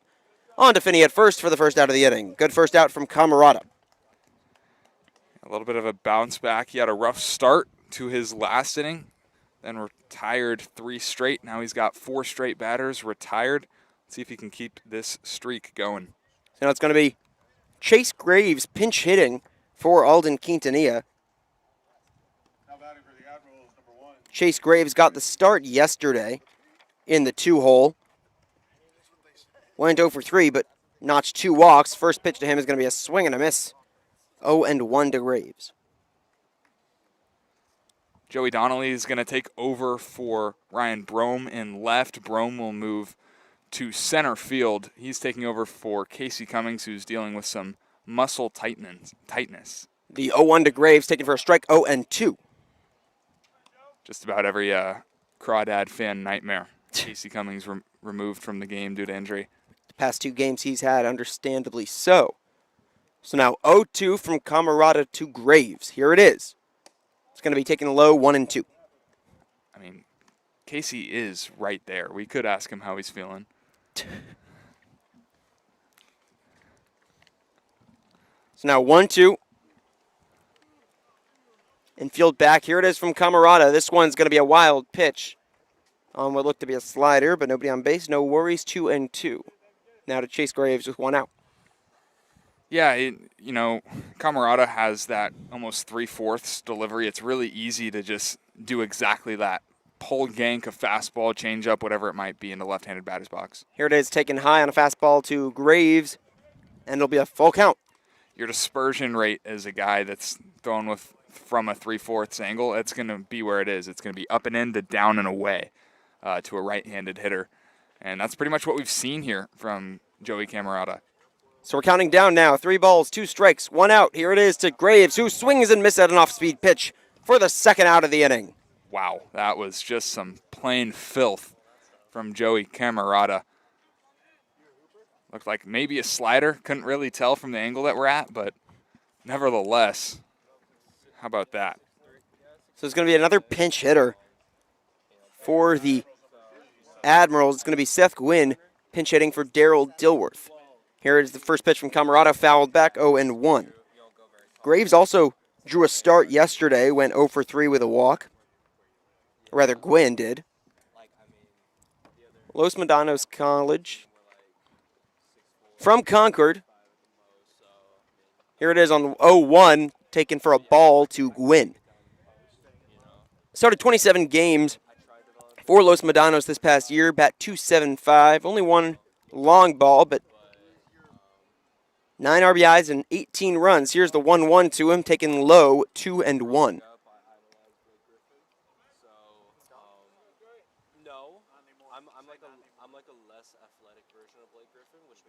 For the top of the ninth inning, it's going to be 7, 8, and 9, Calvillo, Button, and Finney. This ball inside, going to make it 3-1 on Seth Gwynn. Crawdads going to try to notch a comeback win. Down 5-6. 3 balls, 1 strike, 2 outs. Here it is. Swung on, fouled back over our heads. Going to be full count now, upcoming to Seth Gwynn. No free passes here. Got to find a way to compete in the strike zone. You don't want to hang a cookie either, but make a competitive pitch and get out of this inning. Here's the full count. This one, slider outside, and he will walk Seth Gwynn. Like the intent on that slider right there, trying to paint the outer half and just held onto it. Tick too long, and that's ball 4. It's really unfortunate, too. That brings up the top of the order. You don't exactly want to do that. The Admirals' top of the order has been pretty good. Kobe Rolling already has a single. He's walked, he's scored, and done it all in this series. So not exactly the result you wanted, but now it's time to go make some more pitches. Rolling, growing up a Yankees fan, trying to pull off a signature moment here, fouls this one as Gwynn was going on that, the old bunt and run. Odd to see with 2 outs, but with rolling speed, they don't hesitate to do so, but the bunt goes foul. It's going to be 0-1 now. Don't typically love the bunt, but I also typically, it just depends on the situation. Rolling has some speed, and on base has some speed. You get one down, you put pressure on the defense. That's not the worst thing. The 0-1 to Rolling. Taken low, 1-1. Create chaos. That's important. That's very important as an offensive unit. If Kobe Rolling just puts a ball on the ground here, it doesn't have to be hit all that hard. There's a good chance that, with this field, the bad hops we've seen, that you can reach on an error. Here's the 1-1 to Rolling. This one taken for a strike. Gwynn thinking about going, chooses not to. It's going to be 1-2 on Rolling. Born in Vacaville, desires to be a college baseball coach. That's his goal. And when he's talking to his players, he'll have some stories to tell them. The 1-2 now. Gwynn goes. This one hits Rolling on the hand, and he's in pain. Looks to be all right. He'll go on to first. Making sure he's all right. He will be, as he just shakes his hand. Up next for the Admirals now with runners at first and second is going to be Garrett Santos. 2 for 4 on the day. That's Rolling's second time being hit by a pitch. 2 innings in a row being hit by a pitch for Kobe Rolling. So now Santos will face Camarada after he steps off.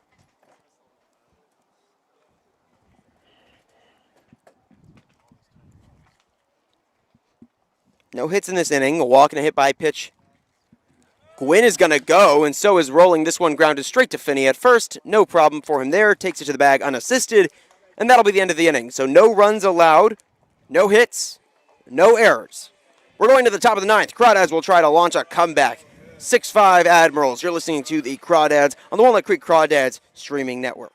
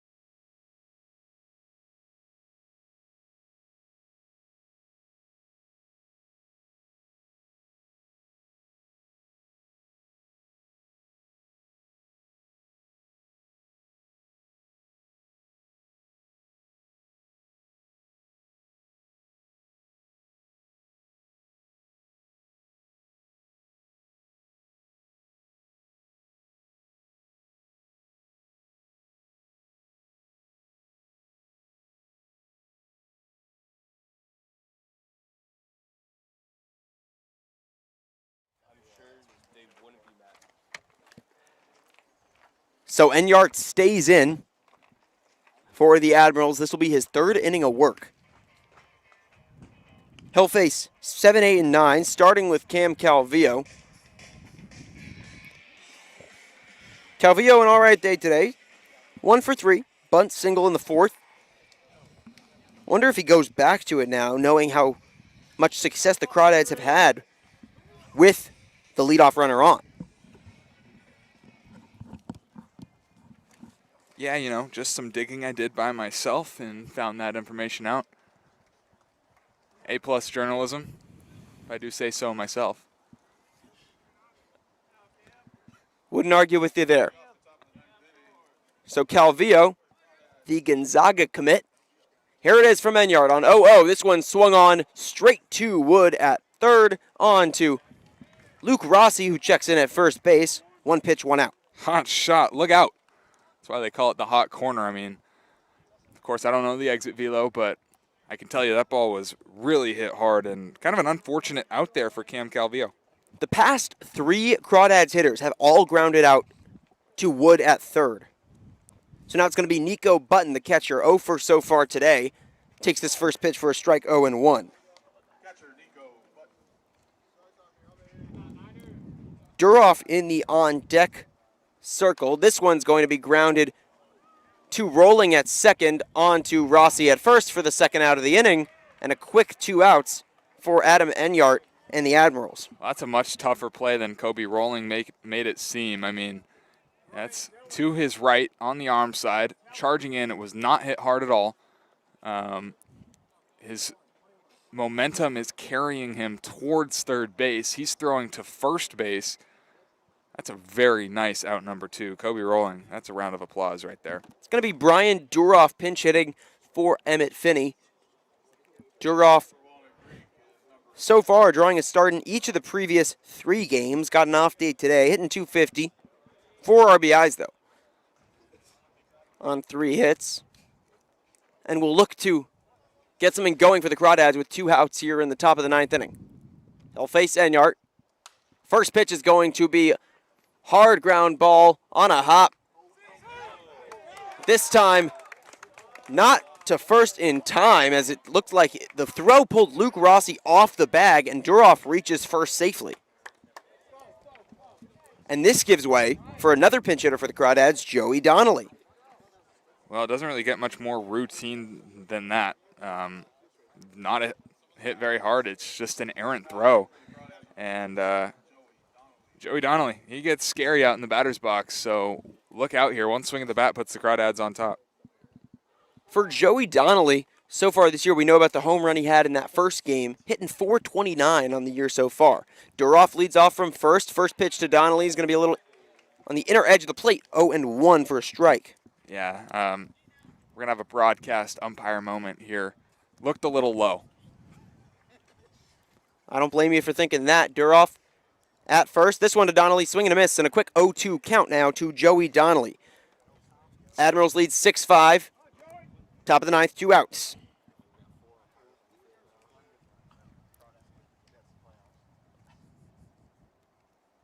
Here it is from Enyart on 0-2. This one is driven into the right center field gap. No, not able to make the play this time was Chase Graves. Duroff's going to round third and head home. He'll get into home safely, and this game is tied. Joey Donnelly with a pinch hit RBI double to tie this game at 6 in the top of the 9th inning. How about some clutch hitting from Joey Donnelly? Yep, that's pretty much inevitable. You make an error like that on a routine play, the baseball gods are going to come back and strike did they ever. A double for Joey Donnelly, and this game's tied. Ryan Ellis has a chance to get the closer hot for the Crawdads and give him a chance at 2 straight wins. Now what a situation now. Runner in scoring position is Joey Donnelly, still 2 outs, and it's going to be Ryan Ellis, already 2 hits in this game so far. First pitch is going to be fouled over the Admirals' dugout, 0-1. So for Enyart, that's his first earned run of the year. Only a pitch out away from getting a save here against the Crawdads, but unable to do so against Joey Donnelly, who saw 2 pitches prior, knew what he was looking for, pounced on it for an RBI double. So the 0-1 to Ellis here. This one over the plate as well, 0-2. 6-6 game after an RBI game-tying double from Joey Donnelly.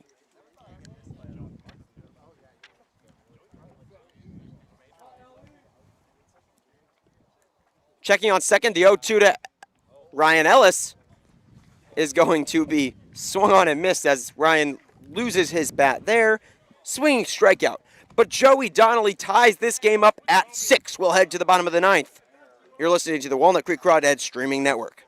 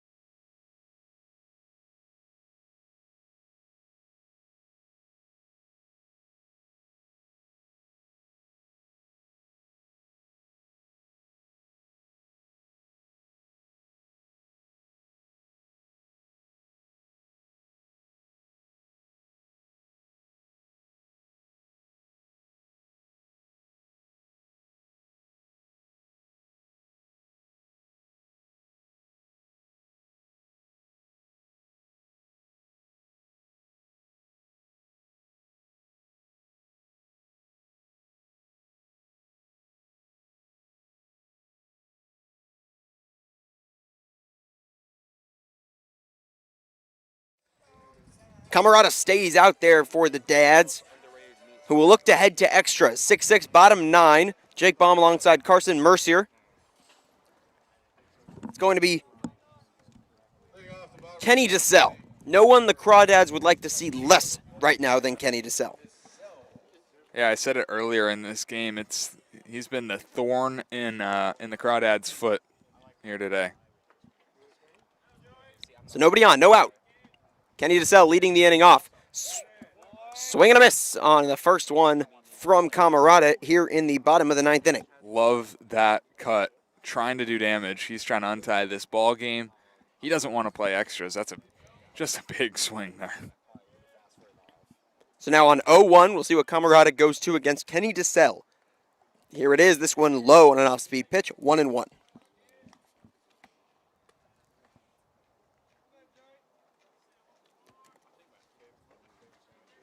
So 1-1.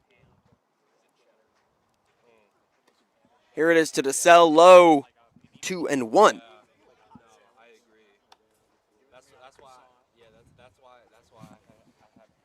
2-1 now to the Crawdad killer. Nobody on, no out. 6-6 ball game. Here it is from Camarada. This one swung and missed again.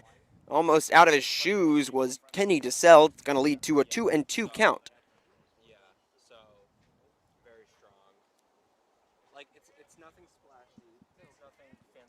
So can Camarada kill the killer? Here it is on 2-2. This one high, 3-2.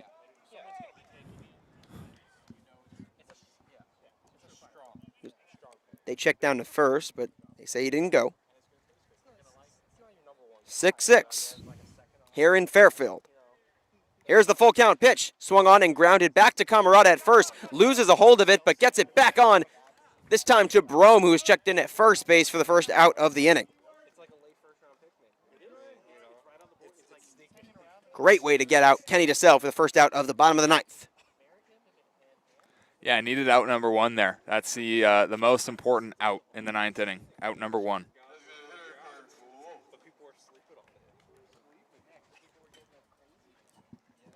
So now it's Kirk Wolf, still 0 for today. Does have an RBI. First pitch to him is going to be outside for a ball, 1-0. Struck out swinging in the 5th.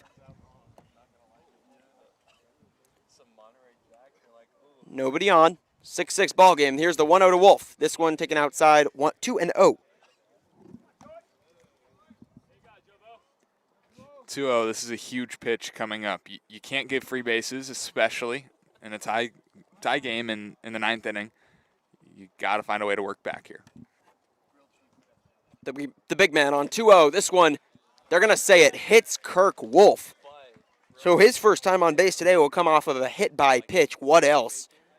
And a runner on first now for Reese Kent and the Admirals. Well, we saw what free bases can do in the top half of the inning. You got to limit them. You have to limit them because when you give free bases late in the game, I'll tell you, most of the time it does not go your way going forward. So now, Camarada will deal to Reese Kent. 3 hits so far today, 3 for 4.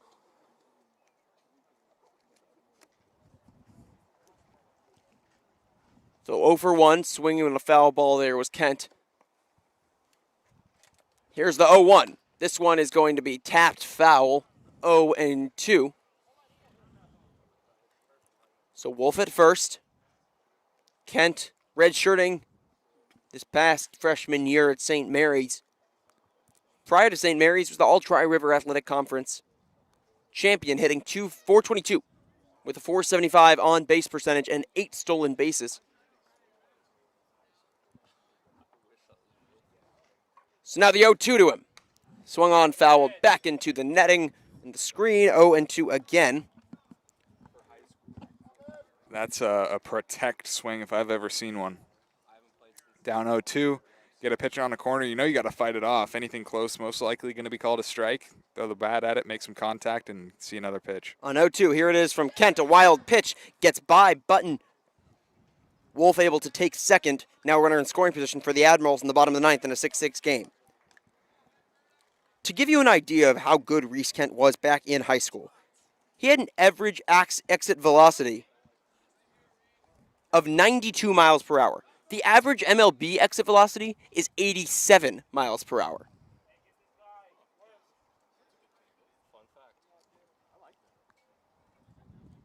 So now 1-2 coming into Reese Kent with Wolf at second. Camarada will step off. Critical situation now in a 6-6 ball game in the bottom of the ninth. Here it is, the 1-2 to Kent. Swing and a miss. A strikeout for Camarada. Gets the second out of the inning. And will now face Jared Wood. That's pretty much exactly what he needed right there. I mean, any contact, there's a good chance that a runner moves to third and allows for a wild pitch to end the game. Now you have a little bit of breathing room. A base hit still scores a run, but with 2 outs, you're feeling a lot more comfortable. Wood 1 for 3 on the day, swinging at the first pitch, fouling it back 0-1. He singled back in the 6th. Was also hit by pitch in the 1st. So has been on base multiple times. Wolf still at second. The 0-1 incoming to Jared Wood of a land down under Australia. The 0-1 now from Camarada. This one's popped up again towards the first base side of the plate. Will Brome get to it in time? He will not. Towards the Crawdads bullpen. It's going to be 0-2 now on Jared Wood. I don't think there's many tougher plays in baseball than that one right there. A big first baseman, not the fleetest of foot, moving back in a very tough angle. Trying to find a fence. Yeah, typically it's going to land. But a good job there by Brome. He did his best, and he was full speed trying to get to that ball. So on 0-2, Camarada will request a new ball. Wood coming from St. Joseph's College Prep in Australia, but now at University of the Pacific. Stands at 6 foot 170. He's a sophomore, just finished his sophomore season, and trying to put the Admirals on top here for good. Here it is on 0-2. This one will be grounded straight to Calvillo. Takes a bad hop at short.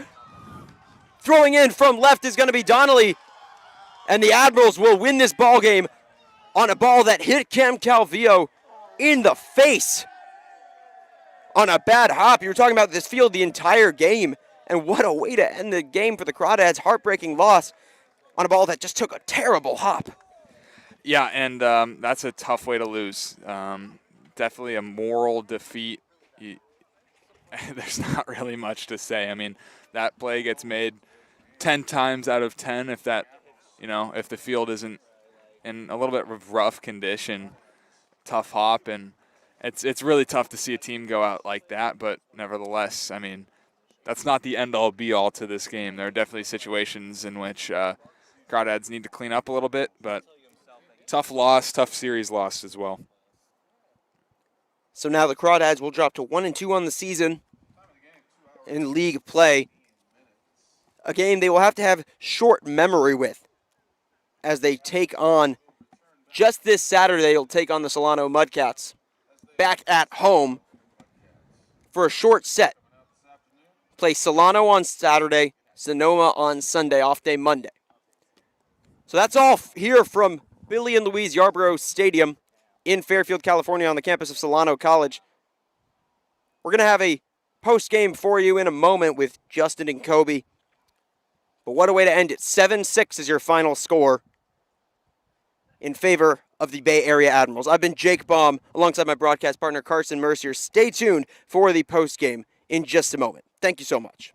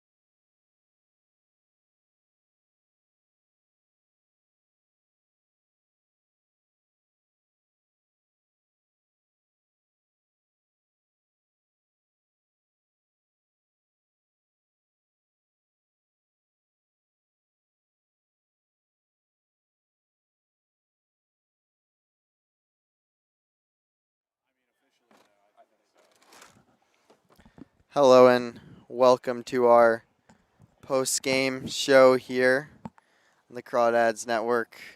Crawdads lose 7-6 to the Admirals on a really tough play, a tough hop on Cam Calvio. Was scored a hit, but you could make the argument that that's a play that should be made. So just a crushing loss after such a fun ninth inning. We will get to that. But first we have the out-of-town CCL scoreboard.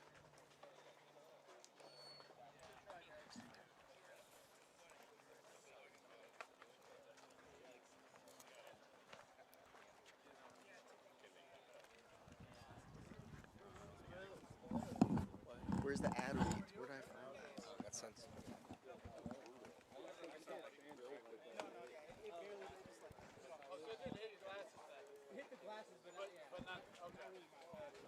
Why is it so hard to find?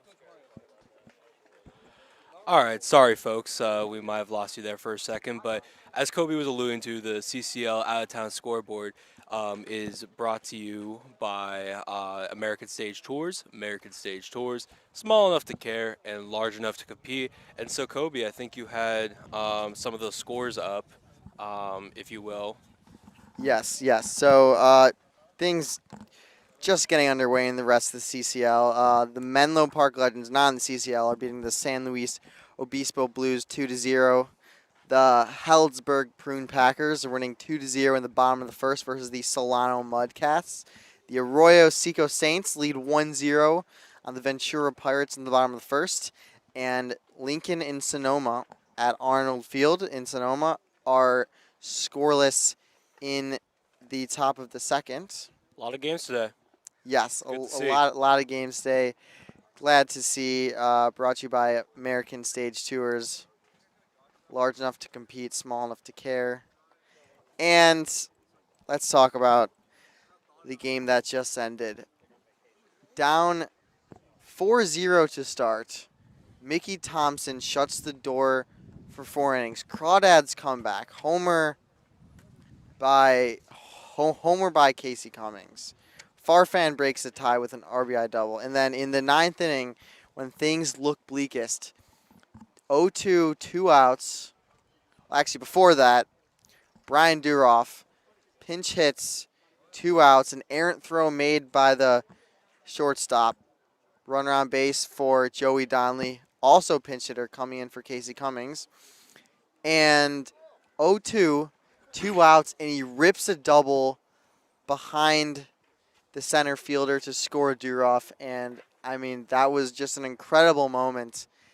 But it's just crushing that in the 9th inning, they lost 7-6 on a walk-off by Jared Wood, who had played fantastic defense at third base the whole game. So, I mean, Justin, after such a tough loss, but with some great performances, I mean, what's the message going into the next series? It's a lot to unpack. A lot happened in this game, which is quite ironic. I mean, there was a lot of action, but yet it happened in, less than 2.5 hours? Yeah. This game just kept on rolling by, yet lots of scoring, and it was just a very fun game to watch from an objective perspective. I mean, you mentioned a kid like Mickey Thompson. First day with the Crawdads, just came up with the squad after appearing in the Palo Alto Regional for the San Jose Spartans, and he didn't skip a beat. 4 innings pitched, allowed 2 hits, no earned runs, no walks, 4 strikeouts. That's a 9 K per 9 and a .5 whip, folks. That is a very strong outing for a kid who, look, he finished second team All Mountain West this past season. He had about 4.5 ERA for the Spartans, which is very respectable in the Mountain West Conference. And so, look, obviously it's a tough loss, but I think if you have to look at a silver lining, kid like Mickey Thompson for sure has to be that silver lining. Yes, and his first base runner got on a hit. He then retired 8 in a row works out of a jam in the 6th. As you said, 4 innings, 2 hits, 4 Ks. If we want to go to the advanced stats, FIP 1.2. Wow. I mean, which is elite.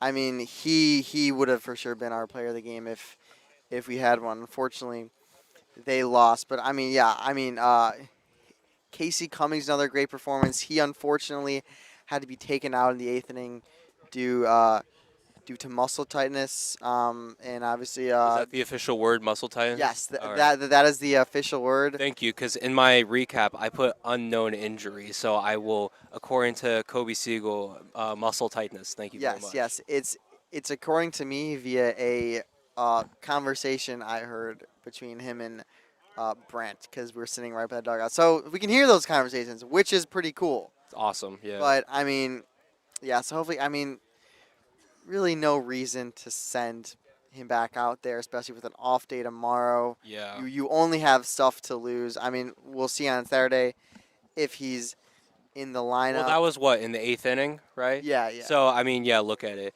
The way you look at it is this. All right, 8th inning, like you said, you don't want to risk that injury. And also, speaking of silver linings, another silver lining about Cummings getting pulled out, it allows Joey Donnelly Yep. to step in.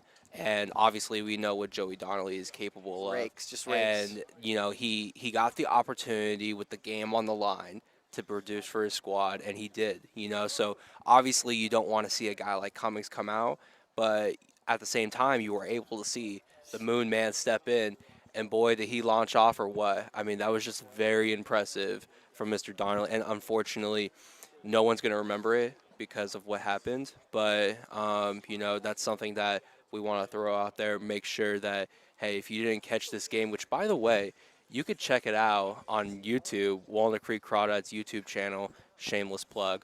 But anyways, just, you know, a fantastic game overall, and I just wanted to give Joey Donnelly's flowers for that performance. Well, you plugged the current show on the show. Exactly. So is it really a plug? I think it's more like well, you could catch. more like you could catch it. more like See, an outlet. It's well, just there. Well, see, for example, if you're listening to the post game now, but you were unable to catch the game, oh, by the way, we still have solid 3 hours of content right before this.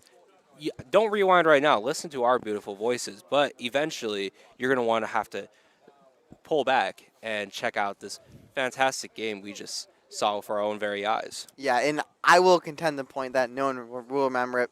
That was an awesome moment down to your last out. You think, oh, maybe could be a fake rally. Nope, not a fake rally. It was a real rally. A fantastic execution from the Crawdads to not give up. But fortunately, the Admirals, played a fantastic game today. Kenny DeSell had a triple to right center.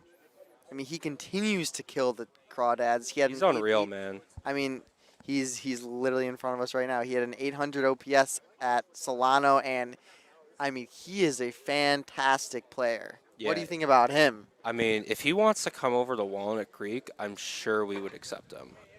No doubt about it. Little transfer portal? I mean, look, transfer portal gets a lot of hate, but I mean, if you want to include it in some CCL Summer League baseball, it would spice it up a little bit. I mean, it would be kind of fascinating. But anyways, yeah, I mean, look, obviously DeSell played well, you know, and oh man, he only had one hit today. Oh, God forbid this guy ever only gets one hit. I mean, because he's on base all the time, it seems like. And so a down game today with just a measly triple. But anyways, no, I mean, seriously though, I mean, I look at this lineup, I see a kid like Reese Kemp, this kid who on Tuesday was in the 2-hole, and then he didn't play yesterday. And okay, you know, just an off day. They plays today, but they bump him down to the 5-hole. And I'm like, I don't really see why they did that. I mean, it seemed like he was doing fine. But anyways, he tells his manager, no, you know what? Put me up in the lineup. Give me some more ABs because I'm going 3 for 5 today. And so, you know, very impressive for him.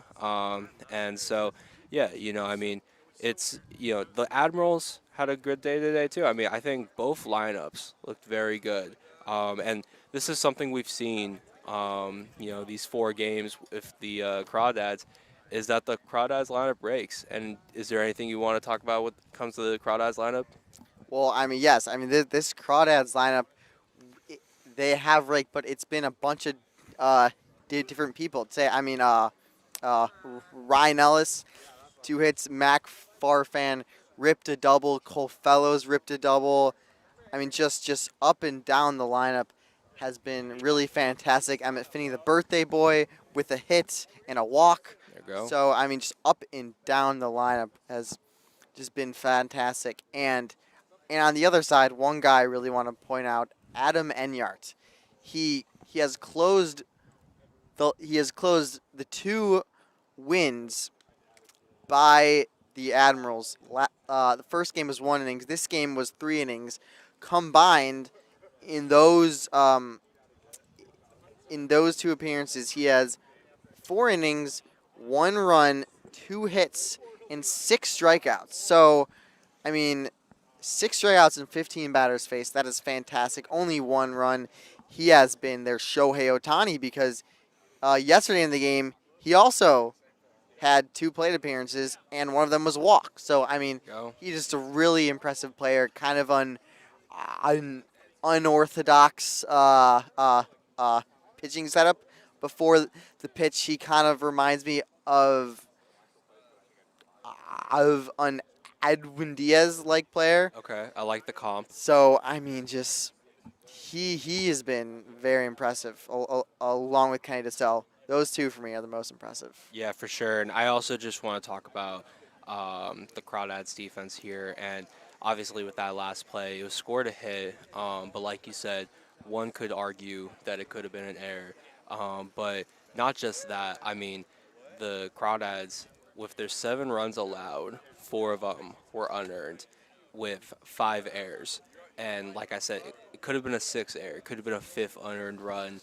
And that is just simply unacceptable. And look, I'm not going to act like this is going to be a constant theme or anything. I'm sure this is probably going to be an anomaly, but I'm sure when manager Brant Cummings is looking back on this game, he's going to look and say, dang, if only my defense had 3 errors, or if only my defense allowed 3 earned runs, or something like that, where, it's not a lot to ask for, especially when it comes to college baseball players. But, yeah, it's the small things like that despite the poor defensive showing, they were still able to almost come out with a victory. And that in itself is, impressive. But, again, you don't want to put yourself down in that hole, right? You don't want to congratulate yourself by digging yourself in a hole and then trying to almost climb out. That's true. You got to realize how they got to this in the first place. And, again, if they just clean some stuff up, then this will, like I said, probably be an anomaly, and we won't be talking about it much longer. But, yeah, that's just something else I wanted to throw out as well. Yeah, and we saw in the last game when the Admirals have 5 errors, they lost. Let up with 11 runs, only 7 were earned. I mean, yes, errors, and, I mean, not only the errors, but just the timing of the errors was also not great. So, I mean, a tough game for the Crawdads, but they fought, and we'll see what's in store next. So we have an off day on Friday. Yes, sir. But the series coming back up, home. Yes, back home. Monte Vista High School. 1 o'clock, I believe. Show up.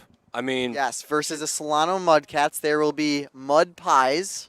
oh, I heard about that promotion. I am so looking forward to it. I hope that I can get myself a mud pie. I don't know if that's just for the fans. If that's for the interns too, sign me up. I'm good for some pudding and some Oreo crumble. Oh man, I am looking Yes. forward to this. Again, if I could get it. Yes, and thank you for joining us. Thank you for listening to this fantastic broadcast. That is it for our post-game show. Thank you, and good night.